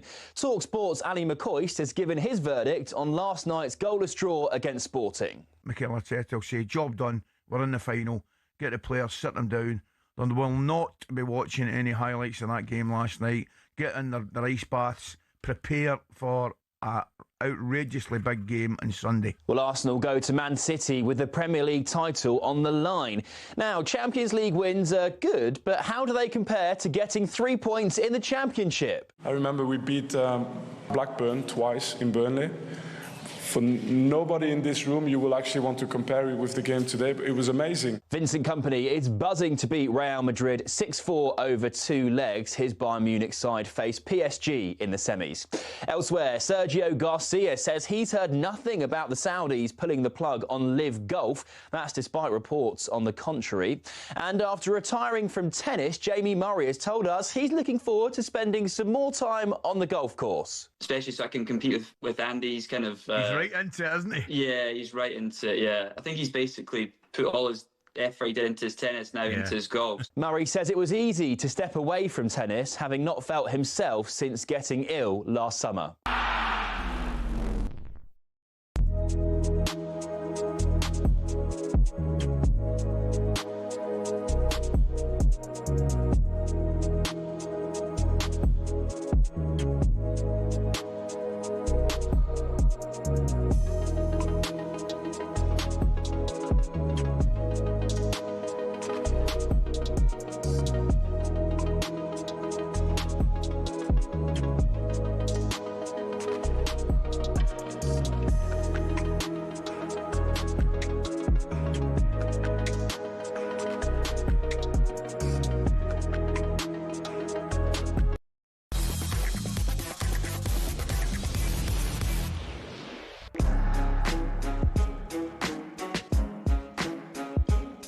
Good afternoon, everybody. 12:30 just gone. Thursday lunchtime. That means we talk boxing with Spencer Oliver, Simon and myself in studio with Spencer all the way through until 1 o'clock. So Tyson Fury saw off the challenge of the giant Arslanbek Makhmudov.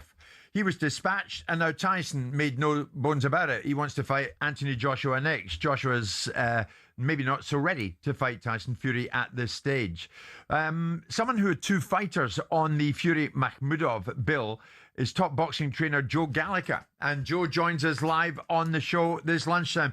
Joe, good afternoon. One of those fighters was Fraser Clark, but he was beaten by Justice Hooney on the night by majority decision. So what now for Fraser? Good evening, good afternoon, Jim, Spence. Quick one before I answer that. Yeah. I had Spencer Oliver in the gym a couple of weeks ago, and I asked him to pronounce, can he say the name Lawrence Sokola? And he promised me he could, and he did. But yet again, just before the break, when he started reeling off British heavyweights, Lawrence Sokola was a message. Just keeping you on your toes, Spence. Joe, you always do that, mate. You kept me on the toes. Problem. Yeah, listen, as far as Fraser Clark, when the fight was made, everyone said it'd be a massacre, crazy.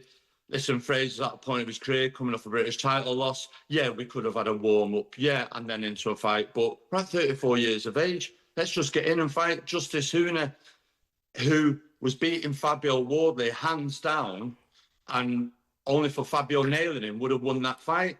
He's this, as you just mentioned, Justice Hooney, a live Danish world-class player. But Fraser Clark, who was written off, career over. I've come back and I'm frustrated because the effort that he went in, but we needed round 5 and round 9, and we didn't get either of them rounds. And I thought 5, it would have catapulted on what he ended up on the end of round 4 when he had him pinned to the ropes. And when I told him we need 2 rounds, I thought the 9th we would have got. And that's the fine lines and the thin lines from Fraser being celebrated for amazing comeback win. Granted, his stock has risen after that fight of his performance. We weren't expecting that.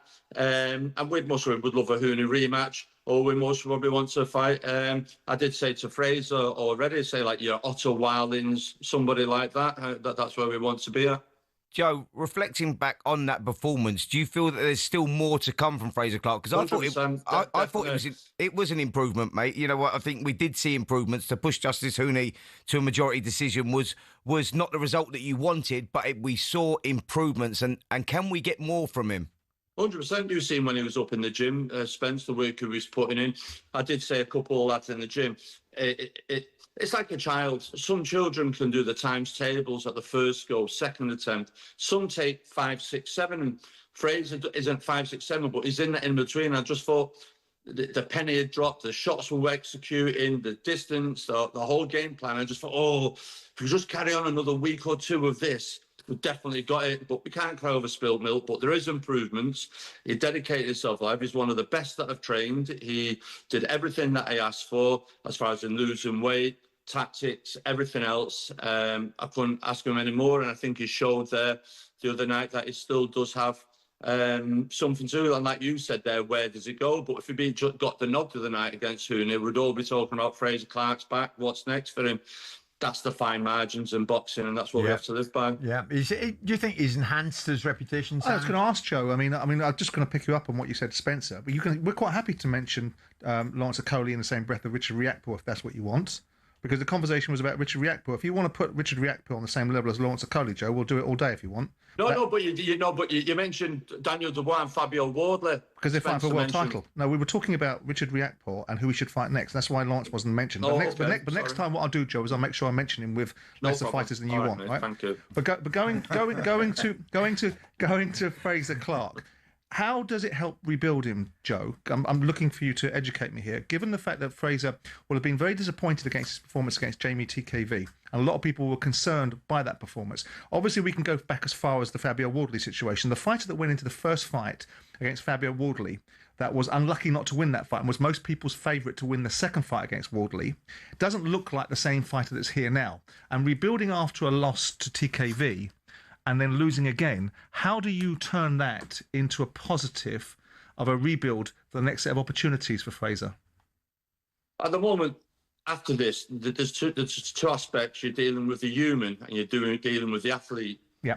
And as far as the human, when he looks back, this was a fight where you could see him pumped at the presser, that everyone written him off, crazy, should have finished, should have retired after his last fight. He sacrificed a lot. He moved up to Manchester and he applied himself for the 3.5 months training. He's come out of it. He didn't get destroyed. He didn't get knocked out. He got a good performance against this Justice Hooney, who was beginning to be like no one wants to fight him type of kid. And we went straight in and did it. He's got to come out of that. We could have had a 6-rounder and got done. Do you understand? But we didn't. We rolled the dice and he can come out of that positives. One, was there improvements? Yeah. Was there desire and a dedication and a discipline in the camp for this fight? Yes, there was. So when you can work with that person who still has that appetite, and then to go in there, and only the time we've been together, 3 months, 4 months, to put in that type of performance, I feel he's having a little break now. He's back in the gym next week, and we're building that. Can he become a world champion? I'm not saying that. Can he improve and win a British title challenge for a European? At the moment, yeah, definitely can do. But it's all that rebuilding. He's 34 years of age. Yeah, he has been on GB a long time. But you look at the heavyweights at the moment, Joshua, Fury, Usyk, they're all in the late 30s. Some come touching up 40s, but there is time. The heavyweight division is very stacked. There's some tremendous talent. But Fraser Clark, it was a step in the right direction. Would you stick him back in with Jamie TKV again? I don't think I really would do. No, I don't think. I always said to a lot of people want to go back sometimes and wrong rights.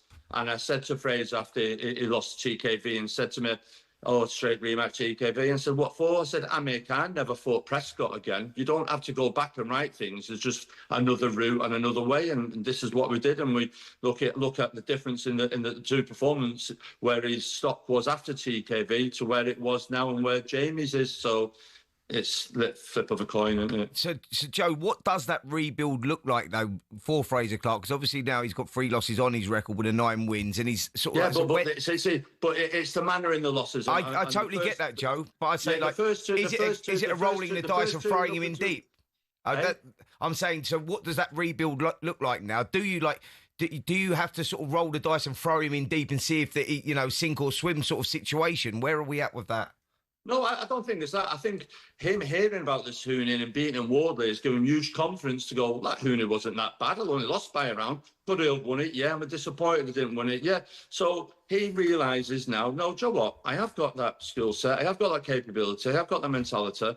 And like I say, Derek Chisora, how many losses has he had, and he's still making a career and going forward. Right, but Fraser Clark is somebody that is a piece of work that I've only dealt with for 4 months, and give him a year and we'll see where it's got. But like you say, European or Deontay Wilder, I'd have that fight. Joe Joyce, I'd have that fight. Them type of fights, them type of names. Here, Joe, this is get you really aroused and your knees knocking. What's that? How's Lawrence looking for the fight against Tony Yoka next week? Yeah, no, he's looking real. He knows what it is over there. I know what it is over there. We've got to make sure we win, and we win clearly every round and try and win by knockout. If we don't run knockout, you've just got to look at his 3 losses, Yoka, all in Paris, all in split decisions. Martin Bacoli dropped him twice, 2 10-8 rounds, and ended up with a 95-95 draw. Listen, what we need to do is make sure Robin Hood isn't in Paris next week, because we're going in there and we've got to win and win well, and we're not got to get done by the dodgy scorecard at the end of the fight. Joe, how did you come up with the decision to go to Paris? Because, we've got a history of, bad decisions over in France. How did you come up with that decision to go in against an Olympic gold medal? A decision. I think the decision that the WBC made with Lawrence was that he'd fight Moses Atumu. That's fell apart. So next in line would be Hrgovic. That didn't happen, and then they just sort of said, well, it's Yoka or no one. So as Lawrence wants to fight, it's adamant that he fights. He wanted Kabiel. He went to Germany for Kabiel. He's chasing Kabiel. He's putting balls out, and yet no one's talking about it. Lawrence Okoli is the WBC #1, and Kabiel is the interim champion. He's not the #1. He's the interim.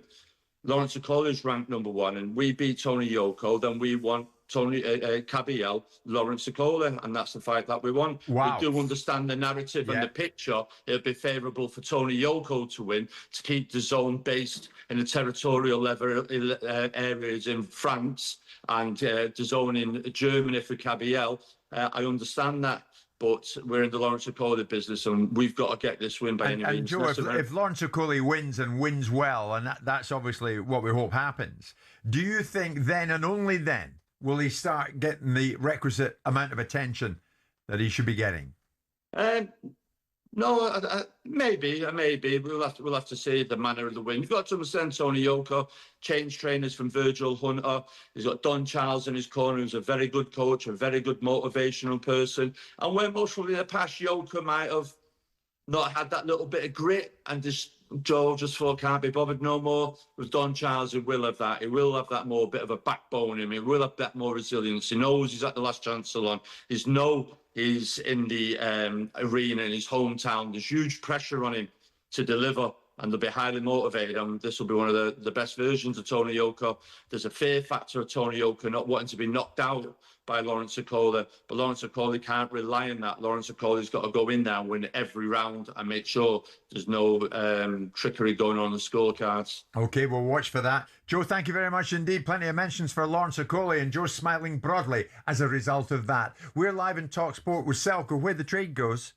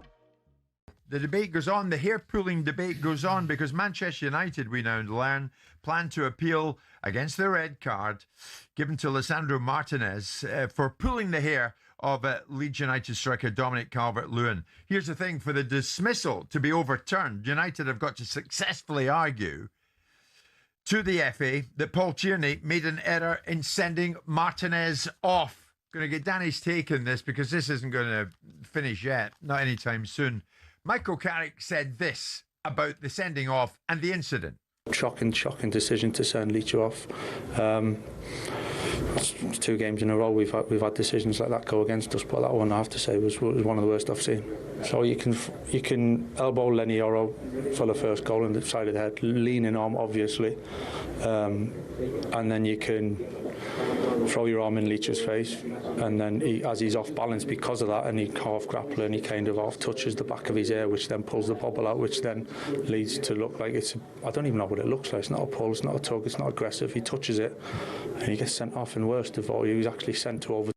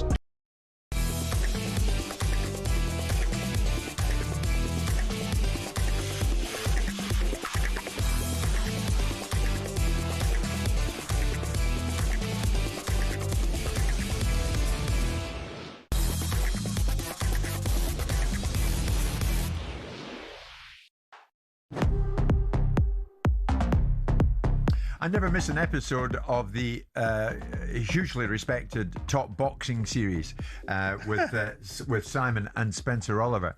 And this week, Josh Taylor was a guest on Top Boxing with the said gentleman, and Paul Smith joined the boys.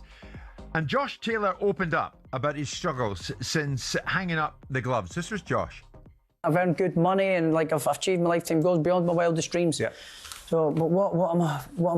I'm like depressed. I didn't want to do anything for months. Right. I just didn't want to. I felt like my purpose in life was over. I just felt like all of a sudden I was all over the world. I was doing here, there, everywhere, and going training and boxing everywhere all over the world. To then all of a sudden being stuck at home. All my friends and family and all that, my wife and everyone's all at work. You're just stuck in your house on your own all day, every day. So what am I going to do? Trying to deal with it, with the boredom and stuff. We're trying to have a drink, you know, I mean, you don't want that, do you? Yeah, and I don't want to do that. And I fell one time in my house and banged my head and had a bit of a sore one, and then come over to Ireland for the Crocker fight. And then we woke up to the news of Ricky Hatton. Yeah, of course. And that concentrates your mind, doesn't it? That kind of woke me up a little bit. So this was obviously very open, very frank stuff that Josh was offering you up on this episode, Simon. Well, we asked him, didn't we? Because one of the things that you never get to talk to fighters about, what it's like when the lights go down, because no one's really that interested, are they? And Josh is, was one of those fighters that I think never got the plaudits he should have got. He got a lot of stick, and he talked about the stick that he got after fighting Jack Catterall and that fight that he won, and we think he lost to Jack Catterall, and we told him that.